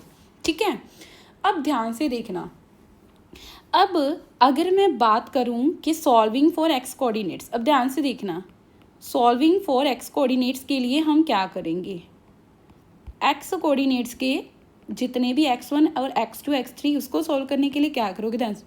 मेरे पास इक्वेशन नंबर 1 है, मेरे पास इक्वेशन नंबर जो 3 है और जो इक्वेशन नंबर 5 है, सारी की सारी ही x की है। अगर मैं तीनों को ऐड कर दूं, पहले तीनों को ऐड करो, पहले लेफ्ट हैंड साइड ऐड करो, फिर राइट हैंड साइड ऐड होगी, ऐसे ऐड ऑन करते हैं। तो x1 आप पहले इधर लिख लोगे, ऐड इक्वेशन नंबर 1, 3 और 5, ठीक है। तो x1 प्लस x2, फिर आपका x2 प्लस x3, फिर plus x1 plus x3 is equals to, ध्यान से देखो, x1 प्लस x2, फिर x2 प्लस x3, फिर x1 प्लस x3 ऐड किया, ठीक है।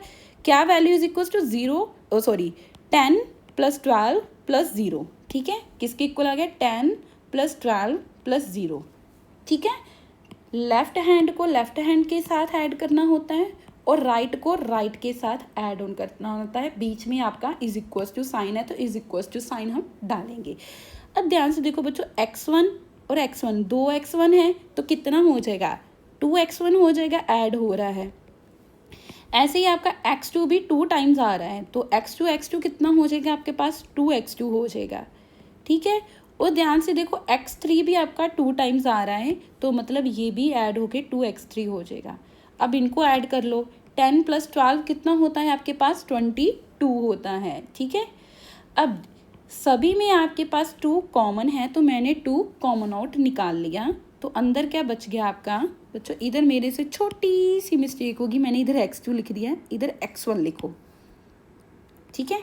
अंदर क्या बच गया आपके पास, x1, x2 और x3 बच गया, इज इक्वल्स टू 22। अब ये कैंसिल आउट हो जाएगा, 2 11s are 22, तो वैल्यू आ गई आपके पास x1 plus x2 plus x3 is equals to 11 value आ गई, ठीक है बच्चों। ऐसे ही आपने सॉल्व करना है फॉर वाई कोऑर्डिनेट्स के लिए। इधर हम छोटा छोटा सा लिखेंगे, अगली स्लाइड में चलेंगे, कि पहले मैं आपको लिखना बता रही हूँ, ठीक है। तो मैं इधर लिखूंगी solving for y coordinates, solving for y coordinates. अब वाई कोऑर्डिनेट्स के लिए हम किन किन इक्वेशंस को ऐड करेंगे, वाई कोऑर्डिनेट्स के लिए आप क्या है, इधर लाइन लगा देना, इसको लेफ्ट हैंड में लिख लेना, एक को राइट हैंड में लिख लेना, ठीक है। तो वाई कोऑर्डिनेट्स के लिए हम क्या किसको ऐड करेंगे, हम इक्वेशन नंबर 2, 4 और 6 को ऐड करोगे, क्योंकि इसी में है वाई के, इन सारी इक्वेशंस को हमने ऐड ऑन कर दिया, ठीक है। मतलब आपका y1 plus y2 plus y2 plus y3 plus y1 plus y3 add on हो गया, किसके इक्वल आएगा, 2 प्लस 10 प्लस 6। ध्यान से देखो, y1 plus y2, y2 plus y3, y1 plus y3 add किया, 2 10 6, 2 10 6, तो ऐड ऑन करके ये भी आपका 2 टाइम्स y1 आ रहा है, 2 टाइम्स ही आपका y2 आ रहा है और 2 टाइम्स ही आपका y3 आ रहा है। 2 प्लस 10 12, 12 प्लस 6 कितना होता है, 18 होता है। 2 सभी में कॉमन आउट निकल जाएगा, ठीक है, 2 सभी में कॉमन आउट निकल जाएगा, तो कैंसिल आउट हो गए, ये 2 9s are 18 हो जाएगा, ठीक है। अगली स्लाइड में करते हैं कि क्या क्या लिखा है, ठीक है। इतना समझ में आ गया आपको, चलो अगले करते हैं। देखिए ध्यान से, अभी मैं आपको ना अच्छे से बताऊंगी। ऐसे आप क्या करो, एक सेंटर में लाइन लगा लो, सेंटर में आपने लाइन लगा ली। अब हमने क्या किया था, इधर सॉल्विंग फॉर एक्स कोऑर्डिनेट्स करना था, इधर ऐसे लिखोगे आप, ठीक है। जो पीछे किया था सॉल्विंग फॉर ओ रह गया, सॉल्विंग फॉर एक्स कोऑर्डिनेट्स लिखोगे, इधर आप सॉल्विंग फॉर वाई कोऑर्डिनेट्स लिखोगे कि वाई के लिए सॉल्विंग फॉर वाई कोऑर्डिनेट्स। इसके लिए हम क्या कर रहे थे, ऐड कर रहे थे, इसको इस पेन से कर लो, ऐड कर रहे थे हम इक्वेशन नंबर 1 को, 3 को और 5 को, ऐसे ही ऐड किया था। क्या थी, ऐड करके ध्यान से देखो क्या आ गया, हम सीधा ही लिख लें, ठीक है। आप ये वाला क्या है, उधर बार बार लिखने की ज़रूरत नहीं, ऐड करने पे मुझे x1 plus x2 plus x3 11 मिला, तो मैं लिखूँगी मेरे पास x1 plus x2 plus x3 कितना मिल गया, मेरे पास 11 मिल गया। और इधर जब मैंने ऐड किया था इक्वेशन नंबर 2 को, 4 को और 6 को, तो मेरे पास कितना मिल रहा था, मेरे पास y1 y2 y3 कितना मिल रहा था बच्चों, 9 मिल रहा था, 9 ही मिल रहा था, हमारे पास कितना मिल रहा था, 9 मिल रहा था, ठीक है बच्चों, अब ध्यान से देखो, इधर मैं रफ वर्क में आपकी क्या है, ये जितनी भी इक्वेशंस है ना वो सारी ऐड कर लूँगी। x1 की, x1 plus x2 is equals to 10 है, ये मैं लिखूंगी x1 plus x2 is equals to 10 है। अभी हमारे पास पीछे स्लाइड है ना, तो हम बार बार नहीं दिखते, इसलिए मैं इधर क्या है रफ वर्क में लिख रही हूँ। ये आपके पास पहली थी, फिर क्या थी, x2 plus x3 is equals to 12 थी, इधर लिख लो। x2 plus x3 is equals to 12 थी, ये मेरे पास तीसरी इक्वेशन थी। फिर देखो मेरे पास x1 प्लस x3 ज़ीरो था, x1 और x3 क्या था, ज़ीरो था, और ये मेरे पास पांचवी इक्वेशन थी, यही है। ऐसे ही y की लिख लेते हैं, y की है y1 plus y2 is equals to 2 है, y की क्या है y1 plus y2 is equals to क्या है 2 है, ये मेरे पास दूसरी इक्वेशन थी, यही थी y1 plus y2 is equals to 2। फिर y2 plus y3 is equals to 10 था, y2 plus y3 is equals to 10 था, और ये मेरे पास चौथी इक्वेशन थी। लास्ट क्या रह गया, y1 प्लस y3 6 था, y1 प्लस y3 6 था, और ये मेरे पास छवीं इक्वेशन थी, यही था। चलो इतना हमने लिखा, अब हमें पिछली स्लाइड की ज़रूरत नहीं है। मेरे पास ये वाली वैल्यूज़ आ गई और ये वाली वैल्यूज़ आ गई, ये पता चल गया कैसे आया था, जब हमने सारी इक्वेशंस को ऐड ऑन किया था, ठीक है, कॉमन नोट निकाला तो ये वाली वैल्यूज़ आ गई, ठीक है, बार बार समझाने की ज़रूरत तो नहीं पड़ेगी। तो चलो ये वाली वैल्यूज़ हमें पता चल गया कैसे आई। अब मैं ध्यान से देखूँ, अगर मैं पहली इक्वेशन देखूँ, इसमें मेरे पास x1 और x2 है, इधर आप लिख लो ऐसे कि फ्रॉम इक्वेशन 1, देखिए फ्रॉम इक्वेशन 1 क्या थी, मेरे पास x1 प्लस x2 10 था, ठीक है। अगर देखो ये मैं x1 प्लस x2 10 है, मैं इधर लिख दूँ, ये x1 प्लस x2 इसकी जगह 10 लिख दूँ, अगर मैं इसको इधर पुट कर दूँ, मतलब जितनी भी ये वैल्यूज़ आप इधर पुट करी जाओ, तो मैं लिख सकती हूँ जो आपकी अबव इक्वेशन है, इसको आप इक्वेशन नंबर लेट कर लो, 6 तक किए थे, इसको आप 7 लेट कर लो, और इसको आप 8 लेट कर लो, ठीक है बच्चों। देखो तो देयरफॉर इक्वेशन 7 बिकम्स क्या हो जाएगी, देयरफॉर इक्वेशन 7 बिकम्स क्या हो जाएगी, ये 10 plus x3 is equal to 11 हो जाएगा ना। अगर इक्वेशन 1 में x1 और x2 की वैल्यू 10 है, मैंने इसकी जगह 10 लिख दिया, plus x3 is equal to 11, तो मेरे पास x3 की वैल्यू आ जाएगी ना। x3 की वैल्यू क्या आ जाएगी, 11 में से 10 को माइनस कर दो, इधर लिख लो, x3 11 माइनस 10 कितना आ गया, 1 आ गया, x3 की वैल्यू क्या आ गई, 1 आ गई। सिमिलरली अब अगर बात करें हम इक्वेशन नंबर 2 की, अब लिखो आप फ्रॉम इक्वेशन नंबर 2, अगर इक्वेशन 2 देखो आप ध्यान से, 2 क्या थी, x2 plus x3 is equal to 12 थी, ठीक है, 2 यही थी, 3 है, ये 3 कि x2 प्लस x3 क्या है आपके पास 12 है, तो मैं इसको लिख सकती हूँ कि देयरफॉर इक्वेशन 7 बिकम्स क्या आ जाएगा, इक्वेशन नंबर 7 क्या आ जाएगा, जब पुट कर लो दिस वैल्यू को, क्या है x2 प्लस x3 की जगह, इसकी जगह अब मैंने क्या लिखना, 12 लिखना, तो क्या आ जाएगा x1 plus 12 is equal to 11, ठीक है। तो वैल्यू x1 की कितनी होगी, 11 माइनस 12 कितनी आ गई आपकी x1 की वैल्यू, x1 की वैल्यू बच्चों आपके पास आ गई नेगेटिव का 1। ईजी है, ईजी है, ठीक है, कि हम क्या करें, इन सारी वैल्यूज़ को इस पे पुट कर रहे हो आप, ओके।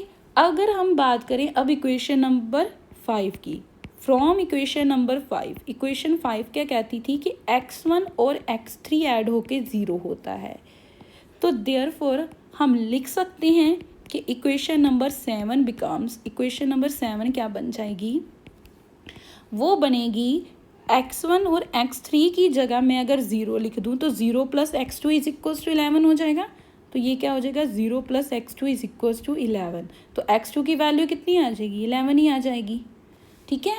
तो देयरफॉर जो आपके कोऑर्डिनेट्स होंगे, पहले y के तो लिख लें, y की अब लिखेंगे, y की बात करेंगे सिमिलरली वही कि फ्रॉम इक्वेशन 2, y की इक्वेशन नंबर 2 क्या है, y1 plus y2 is equal to 2 है, यही है, ठीक है।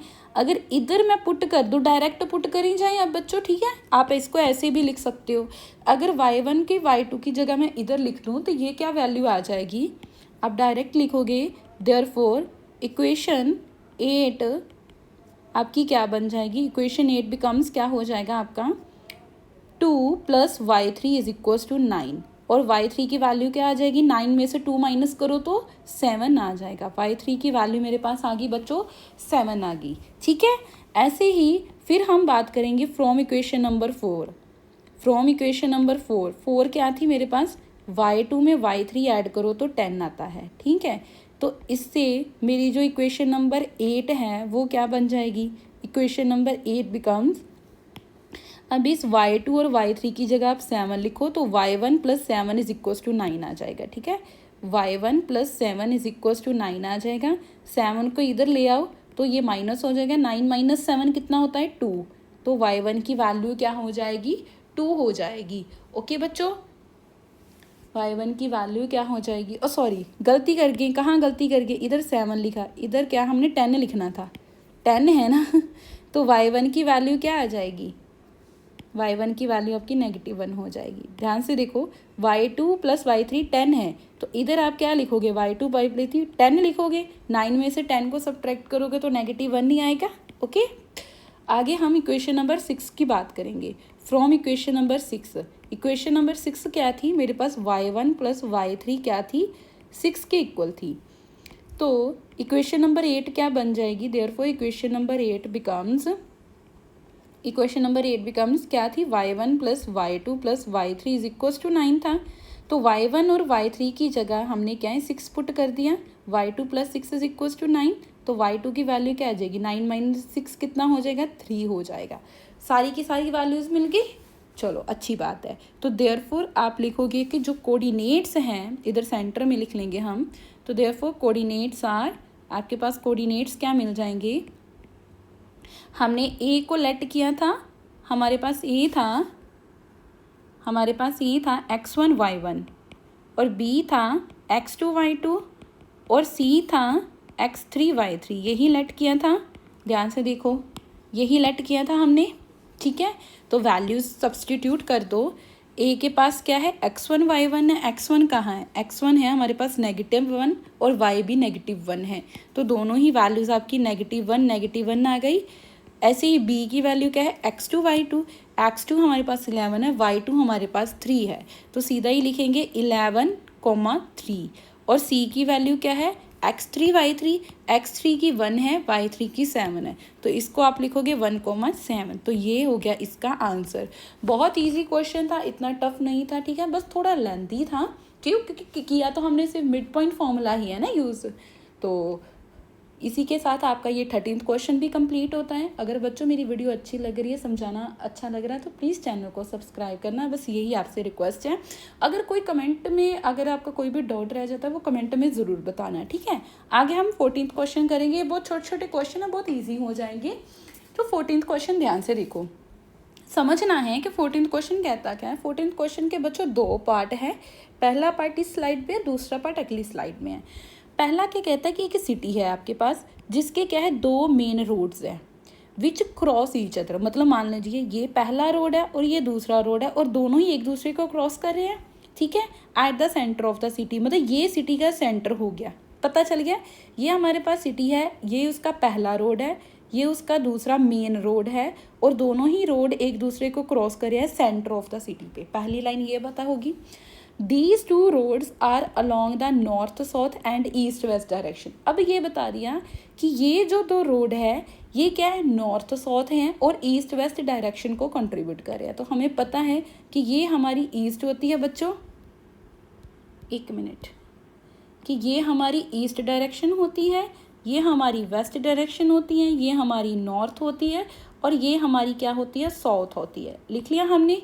ठीक है, कि ये वाला जो रोड है नॉर्थ साउथ डायरेक्शन है और ये वाला जो रोड है वो ईस्ट वेस्ट डायरेक्शन का है। आगे लिखा ऑल द अदर स्ट्रीट्स, आगे क्या है बाकी आपकी गलियां हैं, स्ट्रीट्स हैं of the city run parallel to these roads are 200 metre apart, मतलब इन रोड्स के पैरेलल आपकी क्या है गलियां हैं, मतलब ऊपर की तरफ भी है और इधर भी है, ऐसे भी है। ठीक है, पता नहीं कितनी है, पहले देखते हैं। पता चला गया कि कितनी है, इन रोड्स के क्या है पैरेलल है, कि इधर भी होगी इधर भी होगी, कितनी है वो नहीं मुझे पता। ठीक है, और बोला कि 200 मीटर क्या है अपार्ट है, ठीक है। आगे लिखा देयर आर 10 स्ट्रीट्स हैं हर एक डायरेक्शंस में, इन ईच डायरेक्शंस। मान लीजिए अगर आप नॉर्थ साउथ डायरेक्शन की बात कर रहे हो कि नॉर्थ साउथ में टोटल आपके पास क्या है, इधर रफली में कि नॉर्थ साउथ की बात कर रहे हो तो नॉर्थ साउथ डायरेक्शन में आपके पास 10 स्ट्रीट्स हैं और ईस्ट वेस्ट के पास आपके पास 10 स्ट्रीट्स हैं। मतलब कि इससे ये पता चल गया कि नॉर्थ में 5 बना लो और साउथ में 5 बना लो। इससे ये भी पता चल गया कि ईस्ट में 5 गलियां बना लो और वेस्ट में 5 गलियां बना लो, तभी तो 10 हो गया ना ईच डायरेक्शन में लिखा। और इधर लिख लिया कि यूजिंग आपने करना है 1 सेंटीमीटर आपका 200 मीटर, मतलब ये हमारा 1 सेंटीमीटर है, इसकी वैल्यू क्या है 200 मीटर है। Dry model of the city in your notebook, आपने क्या है इस सिटी का जो मॉडल है अपनी नोटबुक में क्या है ड्रॉ करना है। समझ में आ गई। तो नॉर्थ साउथ डायरेक्शन में हमारे पास टोटल कितनी गलियां हैं बच्चों, 10 गलियां हैं। मतलब हम पाँच गलियां हम नॉर्थ में बनाएंगे। मान लीजिए ये हमारे पास क्या है 5 गलियां हैं, ये हमने क्या है नॉर्थ में बना ली, 1 2 3 4 5, ठीक है। और 5 ही गलियां मैंने क्या है साउथ डायरेक्शन में बना ली, 1 2 3 4 5 बना ली। ध्यान से देखो टोटल 10 होगी, 1 2 3 4 5 6 7 8 9 10। 10 स्ट्रीट थी हर डायरेक्शन में, हमने 10 बना ली, नॉर्थ साउथ में बनाई। अब हम क्या है बच्चों ईस्ट वेस्ट में भी बनाएंगे। ईस्ट वेस्ट में मैं अलग पेन से बना लेती हूँ, ठीक है। ईस्ट वेस्ट में इधर बना लेंगे, 5 इधर बना लो आप, सॉरी बच्चों हम अलग पेन ले लें, चलो हम अलग पेन ले लेते हैं। हमारे पास एक गली, दूसरी, तीसरी, चौथी और 5वीं, ठीक है। 5 हमने ईस्ट की तरफ बना ली, ऐसे ही 5 हम वेस्ट की तरफ बना लेंगे, 1 2 3 4 और 5, ठीक है। और 5 ही हमने क्या है बच्चों वेस्ट की तरफ बना ली। टोटल 10 होगी, 1 2 3 4 5 6 7 8 9 10। इतना उन्होंने बोला था, इतना हमने क्या है उनको बता दिया है। आगे वो क्या बोल रहे हैं कि ड्रा आपने करना है एक मॉडल अपनी नोटबुक में और यूजिंग करना है 1 सेंटीमीटर। तो हम इधर लिख लेंगे कि इधर जो आपका 1 सेंटीमीटर है वो क्या है 200 मीटर में है, ठीक है बच्चों। तो ध्यान से देखो इधर हर एक गली एक दूसरे को इंटरसेक्ट कर रही है, देखो ध्यान से हर एक गली दोनों डायरेक्शन की, देखो हर एक गली एक दूसरे को क्या है इंटरसेक्ट कर रही है, ठीक है। कि इंटरसेक्शन क्या होती है, जब दोनों स्ट्रीट से एक दूसरे को मिलती हैं, ठीक है बच्चों। तो सारी की सारी गलियां क्या है आपके दूसरे को क्या है इंटरसेक्ट करिए। यही इतना ग्राफ बनाना था, यही हमारा क्या है पहले क्वेश्चन का क्या है पार्ट है। ईजिली बच्चों समझ में आ गया आपका पहला क्वेश्चन क्या कहता है। पहला हमने बना लिया, इन्होंने सिर्फ ग्राफ बोला था, हमने क्या है ग्राफ बना लिया। अब सेकंड क्वेश्चन की ओर देखते हैं। सेकंड क्वेश्चन कहता क्या है। सेकंड क्वेश्चन कहता है कि there are street intersection in the model, there are street intersection model में। सबसे पहले हम क्या है उसी ग्राफ को दोबारा क्या है इस पे पहले ड्रॉ कर लेते हैं। हमारे पास ये गलियां थी, फिर आपको अच्छे से समझाएंगे ना ये कहना क्या चाहता है। ये हमारे पास गलियां थी 1 2 3, जल्दी जल्दी बना लेते हैं हम, 4 5 है, ये थोड़ी सी इधर होगी, इसको थोड़ा सा इसको कट डाउन ही कर दो। हमारे पास ये 5 गलियां हैं, इधर भी आप 5 वेस्ट की तरफ भी बना लो आप,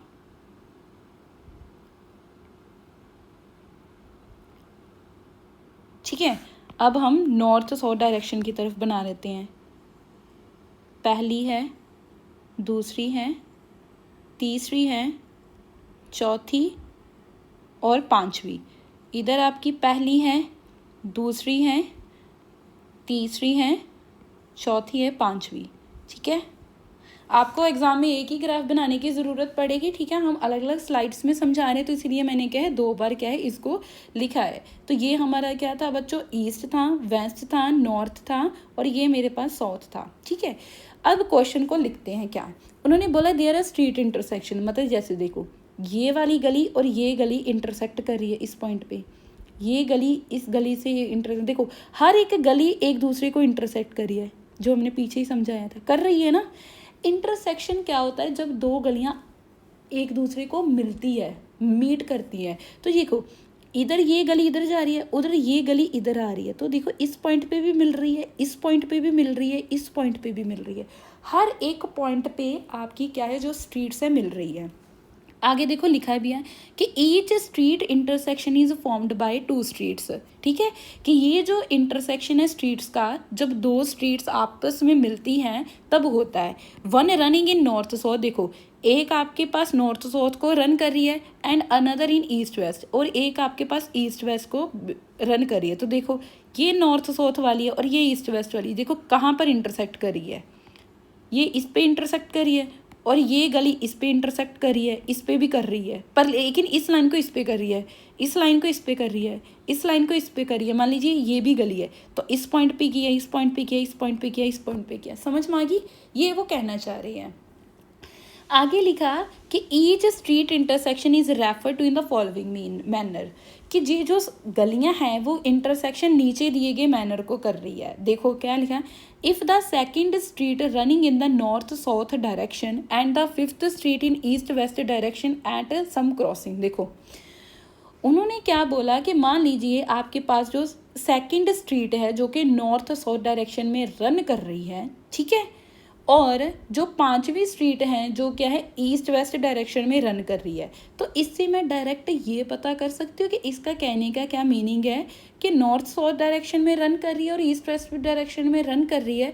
मतलब नॉर्थ साउथ वाले को, देखो ध्यान से बच्चों, नॉर्थ साउथ वाले को हमने क्या है वाई एक्सिस सेलेक्ट करते, ये वाई एक्सिस ही होता है ना, तो मतलब आपकी जो वाई की वैल्यू है वो 2 है, ठीक है। और जो ईस्ट वेस्ट वाली है, ईस्ट वेस्ट वाली मतलब हमारी क्या है, जो हमारी एक्स एक्सिस वाली, एक्स एक्सिस पे हमने ईस्ट वेस्ट बनाया, मतलब एक्स वाले की एक्सिस की पांचवी गली, एक्स एक्सिस के पांचवी गली मतलब आपकी कौन सी वैल्यू होगी, पहली, दूसरी, तीसरी, चौथी, पांचवी गली, मतलब इस गली की बात कर रहे हैं, टिक करते हैं कि इस गली की बात कर रहे हैं। और वाई एक्सिस की कौन सी है, दूसरी गली, ये आपका वाई एक्सिस है नॉर्थ साउथ, मतलब पहली और दूसरी, इस गली की इधर से बात कर रहे हैं, मतलब इधर इस गली की बात करें। पता चल गया आपको क्या बात कर रहे हैं, ठीक है, कि ईस्ट वेस्ट की पांचवी गली, ईस्ट वेस्ट की पांचवी, 1 2 3 4 5। आप नीचे भी जा सकते हो, नीचे आपकी नेगेटिव वैल्यूज है, हमें पॉजिटिव चाहिए क्योंकि इन्होंने लिखा भी है, देखो 2,5 इंटरसेक्ट करिए 2,5 पे। ध्यान से देखो कि ईस्ट की आपकी पांचवी गली और नॉर्थ वेस्ट की आपकी दूसरी गली होनी चाहिए। तो देखो पांचवी गली इधर है और दूसरी गली इधर है, कौन सा पॉइंट है, ये पॉइंट है। इसको पहले मैं मार्क ऑन कर लूँ, कौन सा पॉइंट था बच्चों, ये पॉइंट था। अब ध्यान से देखो ये पॉइंट कौन सा है, इधर आपका 2 है और इधर आपका 5 है, मतलब 2,5। क्या इसको मैं 2,5 लिख सकती हूँ। अब ध्यान से देखो इधर भी इन्होंने 2,5 लिखा, ठीक है। समझ में आएगी कि ऐसे इंटरसेक्ट होती हैं, समझ में आएगी बच्चों। आगे इन्होंने लिखा कि यूजिंग दिस कन्वेंशन, इसी कन्वेंशन को आपको यूज़ करना है कि कितनियाँ स्ट्रीट्स आपको इंटरसेक्ट करिए इस पॉइंट, मतलब सीधी सी बात, आपने ये पॉइंट्स क्या है ग्राफ पे प्लॉट करने, उतना इतना बड़ा उन्होंने क्या है जमेला डाल दिया। देखो क्वेश्चन क्या है, बच्चे क्या क्वेश्चन की लेंथ को देख के घबरा जाते, हाय इतना बड़ा क्वेश्चन, लेकिन देखो होता क्या है उसमें, कुछ भी नहीं होता। सिंपल सी बात ही सेकेंड पार्ट में क्या है पूछा था उन्होंने कि आपको इस पॉइंट्स को ग्राफ में प्लॉट करना है, लेकिन इतनी बड़ी कहानी बना दी उन्होंने, ठीक है। तो हम डायरेक्ट ही प्लॉट कर लेते हैं 4,3 कि x की वैल्यू 4 है, y की 3 है। तो देखो कहाँ मीट कर रही हैं ये दोनों गलियाँ, इस पॉइंट पे मीट कर रही हैं। तो ये वाला पॉइंट हो गया, क्या हो गया ये पॉइंट, इस पेन से लिख लेते हैं, ये नहीं, ये पेन थोड़ा लाइट है, हम ब्लैक से लिख लेते हैं कि ये वाला कौन सा पॉइंट है आपका 4,3, ठीक है। अब मुझे बताओ कि ये जो 4,3 पॉइंट है इस पे कितनी गलियाँ आपकी क्या है इंटरसेक्ट कर रही है, बताओ इस पॉइंट पे कितनी गलियाँ इंटरसेक्ट कर रही है, एक ऊपर जा रही है और एक इधर आ रही है, सिर्फ एक ही गली है इस पॉइंट पे इंटरसेक्ट कर रही है। तो आप इसका पहला आंसर क्या लिखोगे, जो सेकंड का बी पार्ट है, सॉरी ए पार्ट है, उसका आंसर क्या लिखोगे, only one intersection can be called, only one intersection होगी जिसको हम कैन बी कॉल्ड क्या बोल सकते हैं, कैन बी कॉल्ड 4,3, बस एक ही इंटरसेक्शन है, क्योंकि ये गली ऊपर जा रही है, ये गली इधर आ रही है, तो सिर्फ इसी पॉइंट पे क्या है एक ही गली इंटरसेक्ट कर रही है, तो हम क्या है वन इंटरसेक्शन लिखेंगे। सेकंड पॉइंट उन्होंने कहा 3,4, एक्स की वैल्यू 3 है, वाई की वैल्यू 4 है, मतलब ये वाला पॉइंट हो गया। तो चलो इसको मार्क डाउन कर लो, ये पॉइंट हो गया आपका 3,4 का। अब ध्यान से देखो, इस पे भी एक ही गली, एक ही इंटरसेक्शन हो रही है। जब ये दोनों गलियां मीट कर रही हैं, सिर्फ एक ही इंटरसेक्शन हो रही है, ठीक है। उन्होंने बोला था कितनी इंटरसेक्शन है, तो सिर्फ एक इंटरसेक्शन है, तो हम इसका भी आंसर एक इंटरसेक्शन लिखेंगे। तो बी का भी आप लिखोगे कि ओनली वन इंटरसेक्शन ही है, ठीक है, ओनली वन इंटरसेक्शन, जिसको हम कहेंगे कैन बी कॉल्ड, उसको हम कहेंगे 3,4। अब बच्चों ध्यान से देखो, जब भी दो लाइनें एक दूसरे को मीट करती है तो पॉइंट ऑफ इंटरसेक्शन हमेशा एक ही होता है, सिंगल पॉइंट पे होता है, ठीक है। दो लाइनें एक दूसरे को मीट करेंगी तो हमेशा ही एक ही पॉइंट ऑफ आपका क्या है, इंटरसेक्शन बनता है। तो इसी के साथ आपका क्या है, 14th क्वेश्चन भी क्या है, कंप्लीट होता है। बढ़ते हैं हम 15th क्वेश्चन की ओर। इजी था क्वेश्चन बच्चों, मुझे कमेंट सेक्शन में ज़रूर बताना। 15th क्वेश्चन देखो, ध्यान से देखो, देख के घबराना नहीं है, कुछ भी नहीं है, बस पॉइंट्स ही आपको क्या है प्लॉट करने हैं, बट क्वेश्चन पहले समझना पड़ेगा।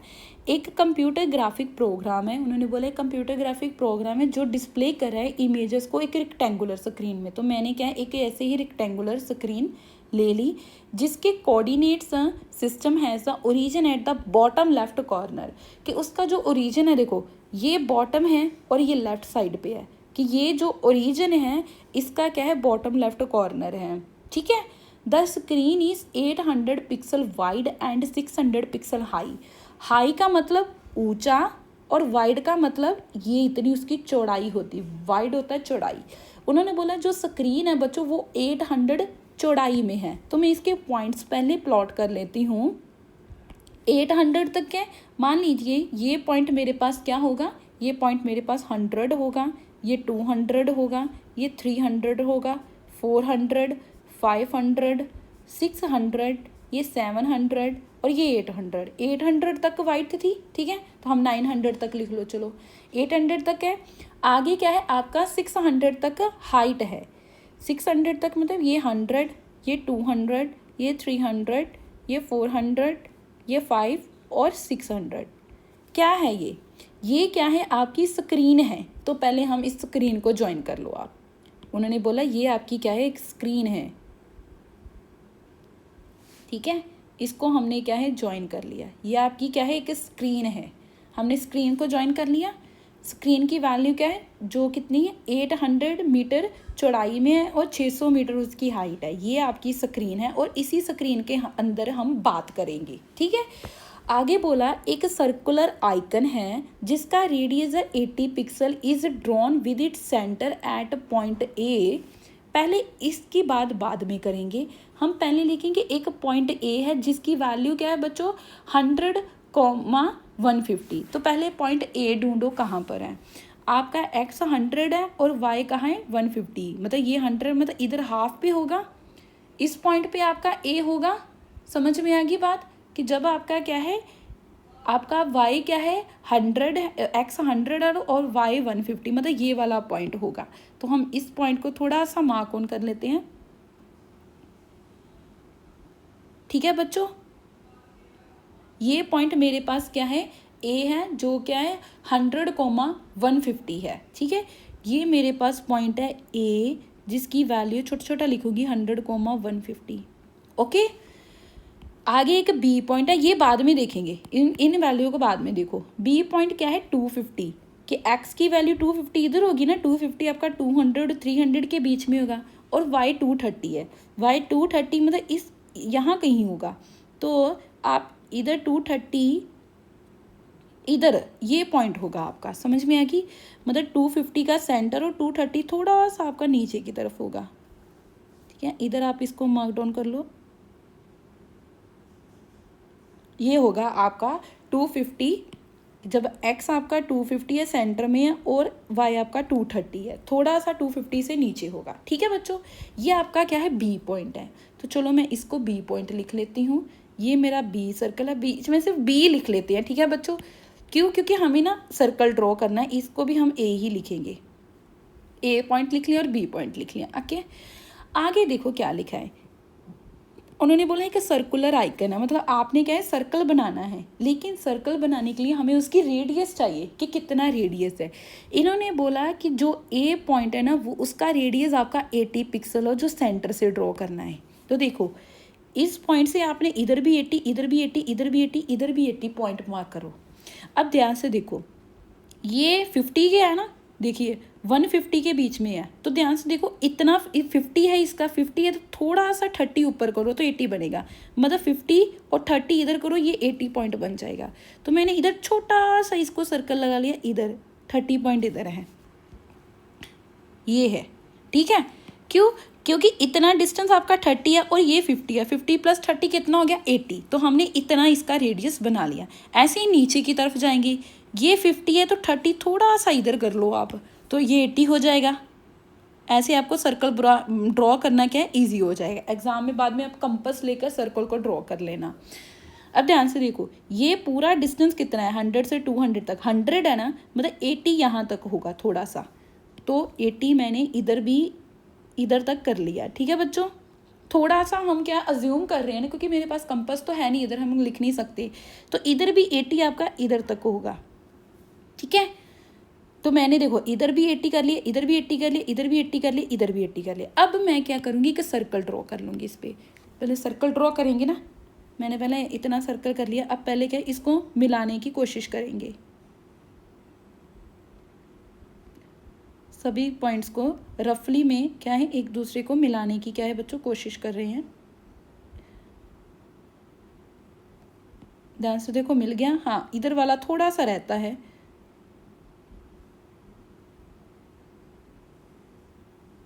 चलो मिल गया। अब सारे पॉइंट्स क्या है आपके मिल चुके हैं, अब अच्छा है, ठीक है। ये पता चल गया, ये आपका सेंटर ऑफ सर्कल था ए पॉइंट, ये क्या है आपका 80 पिक्सल का रेडियस है। ऐसे ही हमने बी का देखना है, बी का क्या है 100 पिक्सल का है, 100 पिक्सल करेंगे।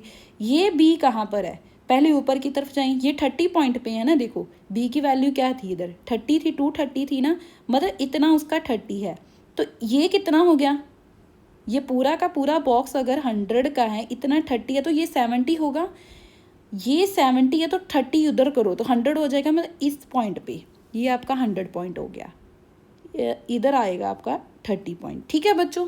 तो ये आपका क्या हो गया 100 हो गया, ये 70 प्लस 30 100, तो ये 30 है, इधर आप 70 तक जाओगे, 70 आपका इधर होगा तो 100 हो जाएगा, तो 70 आपका कहाँ है, यहाँ पर हो सकता है, ठीक है।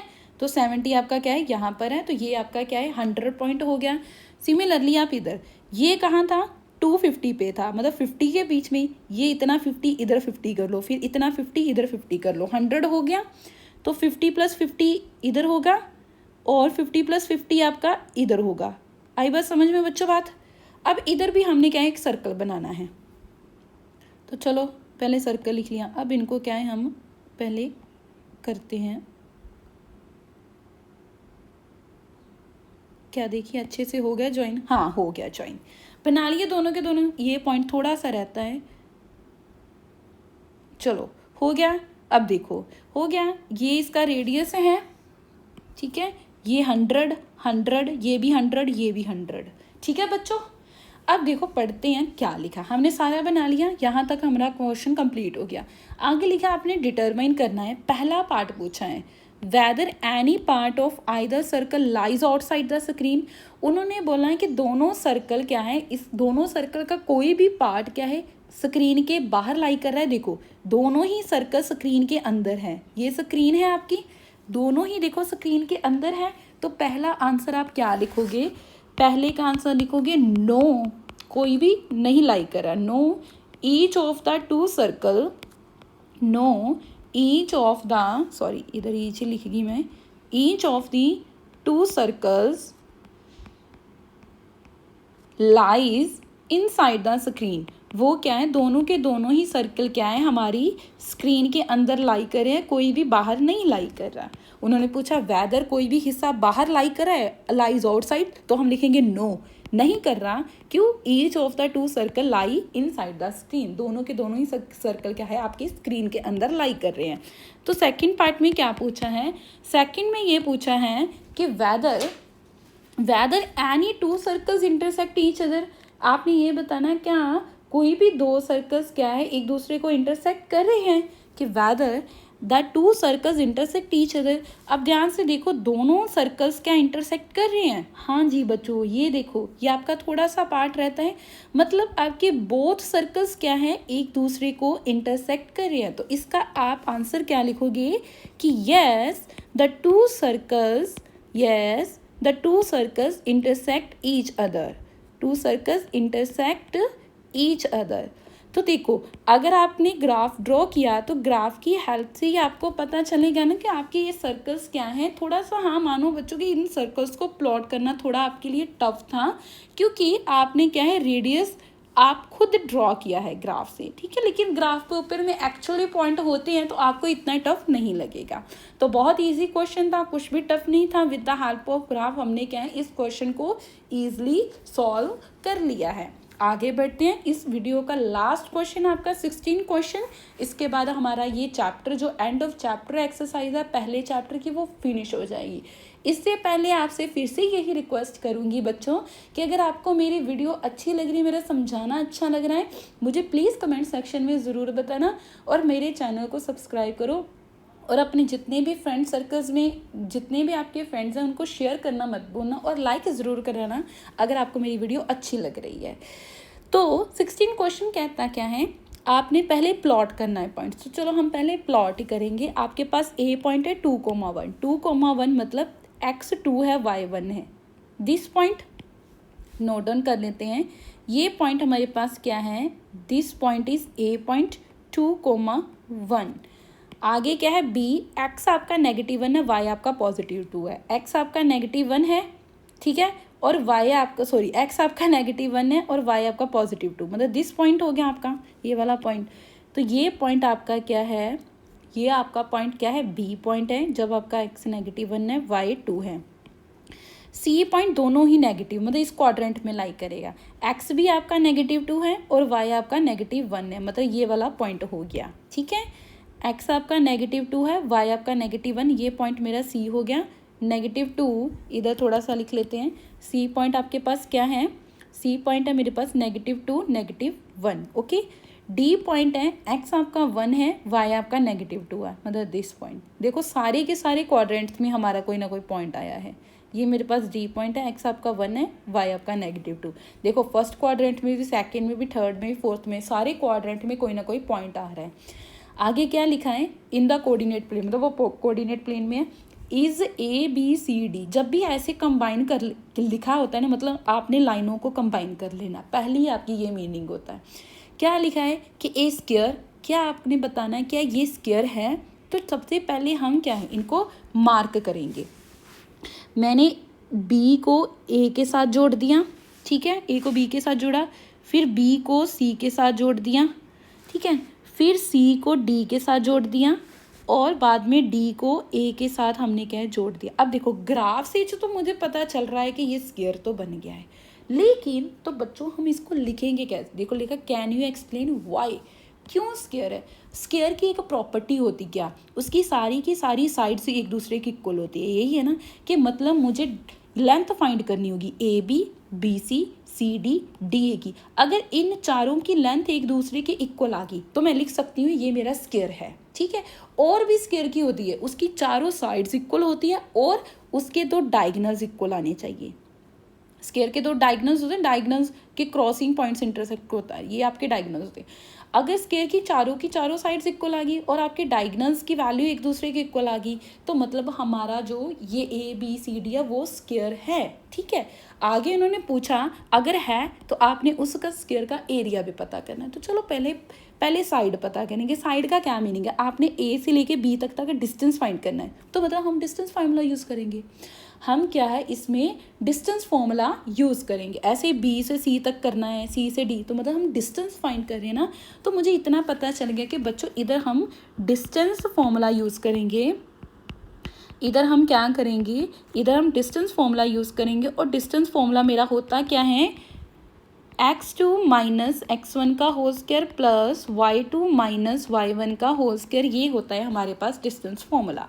तो चलो सबसे पहले हम क्या है फाइंड करेंगे length of all sides, find length of all sides, सबसे पहले हम सारी की सारी साइड्स की लेंथ फाइंड करेंगे। पहले बात करेंगे ए बी की, ठीक है।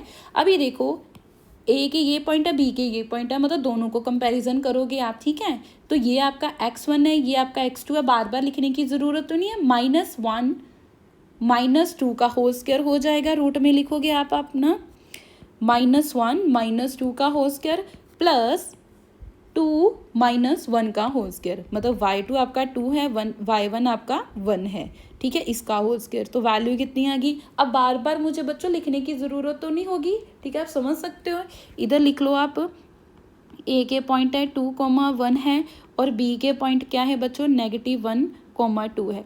ये मेरे पास x1 है, ये y1 है, ये x2 है, ये y2 है, ठीक है। सीधा लिख रहे हैं ना कि x2 - x1 -1 -2 y2 - y1 2 -1 का होल स्क्वायर, ठीक है बच्चों, ठीक है। इसको इरेज कर लो अब आप, क्योंकि आगे हमने लिखना है। तो वैल्यू क्या आ गई इसकी, -1 -2 कितना होता है, -3 का होल स्क्वायर, 2 -1 कितना होता है, 1 का होल स्क्वायर। तो 3 का स्क्वायर 9, 1 का स्क्वायर 1, तो 9 + 1 कितना हो गया, 10 यूनिट्स, स्क्वायर रूट में 10 यूनिट्स, ठीक है। ऐसे ही हमने BC फाइंड करना है, तो BC भी सेम करेंगे। BC की क्या लेंथ है, BC आप इधर से ही देख लो, -2 -1, तो माइनस माइनस कितना हो जाएगा, देखो -2, फिर आपने इधर -1 का होल स्क्वायर करना ना, तो मैं इधर डायरेक्ट ही इसको +1 लिख सकती हूँ, ठीक है, क्योंकि -2 -1 का होना था, तो ये माइनस माइनस प्लस होना था, मैंने सीधा ही प्लस लिख दिया। फिर -1 -2 का लिखो, -1 -2 का होल स्क्वायर कितना आ गया, -2 +1 कितना होता है, माइनस प्लस माइनस होता है, 2 में से 1 गया, 1 आएगा, लेकिन साइन आपका 2 के साथ बड़ा है, नेगेटिव साइन, तो 1 भी नेगेटिव होगा, ठीक है। प्लस नेगेटिव नेगेटिव क्या होता है, पॉजिटिव होता है, लेकिन साइन आपका नेगेटिव रहेगा। 2 + 1 कितना होता है, 3 होता है, लेकिन -3 का स्क्वायर आ जाएगा। तो -1 का स्क्वायर +1 हो जाएगा, -3 का स्क्वायर पॉजिटिव हो जाएगा, और 3 का स्क्वायर 9 होता है, तो 1 + 9 कितना हो गया, 10 यूनिट्स। देखो इसकी भी स्क्वायर रूट में 10 यूनिट्स आ गया। ऐसे ही हमने CD फाइंड करना है, तो CD फाइंड करते हैं। CD हमारे पास ये है CD, तो देखो 1 -2, तो 1 क्या होएगा आपका, देखिए 1 -2 का होल स्क्वायर, तो ये माइनस माइनस क्या प्लस हो जाना, तो हम डायरेक्ट ही 1 + 2 का होल स्क्वायर लिख लेंगे, ठीक है बच्चों।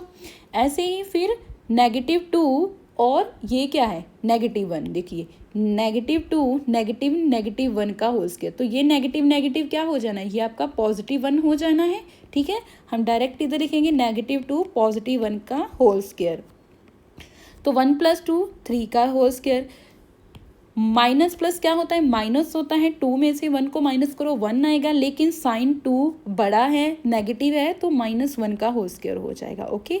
तो 3 का स्क्वायर 9, -1 का स्क्वायर 1, 9 + 1 कितना होता है आपका 10, √10 यूनिट्स। फिर हम बात करेंगे AD के डिस्टेंस की, ठीक है। AD का डिस्टेंस क्या कहता है, इसको इरेज कर लो। AD का डिस्टेंस हमारे पास ये है, 1 में से 2 को माइनस करो, ठीक है, तो ये हो जाएगा 1 - 2 का होल स्क्वायर प्लस फिर -2 में से -1 को कर दो, तो ये हो जाएगा -2 - 1 का होल स्क्वायर। तो 1 - 2 -1 का होल स्क्वायर, माइनस माइनस क्या होता है, प्लस होता है, साइन नेगेटिव रहेगा, 2 + 1 3 का होल स्क्वायर, तो -1 का स्क्वायर 1 आएगा, -3 का स्क्वायर 9 होता है, 1 + 9 का स्क्वायर रूट √10 यूनिट्स। देखो आपकी सारी की सारी साइड्स इक्वल से हैं, ठीक है।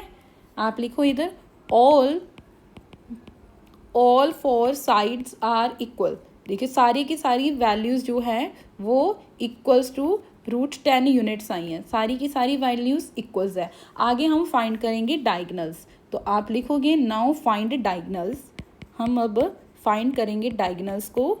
नाउ फाइंड डायगनल्स, डायगनल्स हमारे पास क्या है, AC है और BD है, दिस AC और दिस BD, दो ही डायगनल हैं, तो सबसे पहले हम AC फाइंड करेंगे, फिर हम क्या फाइंड करेंगे, BD फाइंड करेंगे। तो देखो ये आपका A, ये C सीधा ही -2 में से -2 का होल स्क्वायर कर दो आप, ठीक है। AC का आप डायगनल करोगे, AC का आप करोगे -2 का होल स्क्वायर कर दो आप, रूट में प्लस -1 -1 हो जाएगा, -1 -1 हो जाएगा। तो ये वैल्यू कितनी आ जाएगी, माइनस माइनस प्लस, -2 कितना हो जाएगा, -4 का होल स्क्वायर, प्लस -1 कितना हो जाएगा, -2 का होल स्क्वायर। तो ये 4 का स्क्वायर कितना हो जाएगा, 16, और -2 का स्क्वायर 4, 16 + 4 कितना, रूट में 20 यूनिट्स आ गया। ठीक है बच्चों, ऐसे ही BD करना है आपने, BD करना है। चलो BD करते हैं। BD देखिए D है, D को हम लिख सकते हैं 1 माइनस, ये -1 है तो ये 1 + 1 का होल स्क्वायर हो जाएगा। तो चलो इसको लिखते हैं हम, ये 1 + 1 का होल स्क्वायर हो जाएगा, प्लस आगे क्या है, -2 - 2 का होल स्क्वायर, -2 - 2 का होल स्क्वायर। तो 1 + 1 कितना होता है, 2 का होल स्क्वायर हो जाना है, -2 -2 -4 होता है, -4 का होल स्क्वायर होना है, 2 का स्क्वायर 4 होता है, -4 का स्क्वायर 16 होता है, 4 + 16 कितना आ गया, रूट में 20 यूनिट्स। तो देखो ध्यान से, हमारा डायगोनल्स भी इक्वल आ गए, डायगोनल्स आर इक्वल, डायगोनल्स भी इक्वल आ गए। अब इसको हम लिखेंगे कैसे, इसको हम लिखेंगे कि ऑल साइड्स, सारी की सारी sides, all sides are equal, all sides are equal and diagonals are equal. आपकी साइड्स भी इक्वल हैं, आपकी डायगोनल्स भी इक्वल हैं। ठीक है, तो therefore therefore ABCD is a square. तो ABCD हमारे पास क्या है, स्क्वायर है। देखो ग्राफ से तो हमें पहले ही पता चल गया था कि ये स्क्वायर है। ठीक है, तो इधर हमने क्या है, इसका सॉल्व भी कर दिया, रीज़न भी दे दिया क्यों स्क्वायर है। आगे इन्होंने बोला था अगर स्क्वायर है तो आपको क्या है, एरिया फाइंड करना पड़ेगा। ठीक है, अगर स्क्वायर है तो आपको एरिया फाइंड करना पड़ेगा।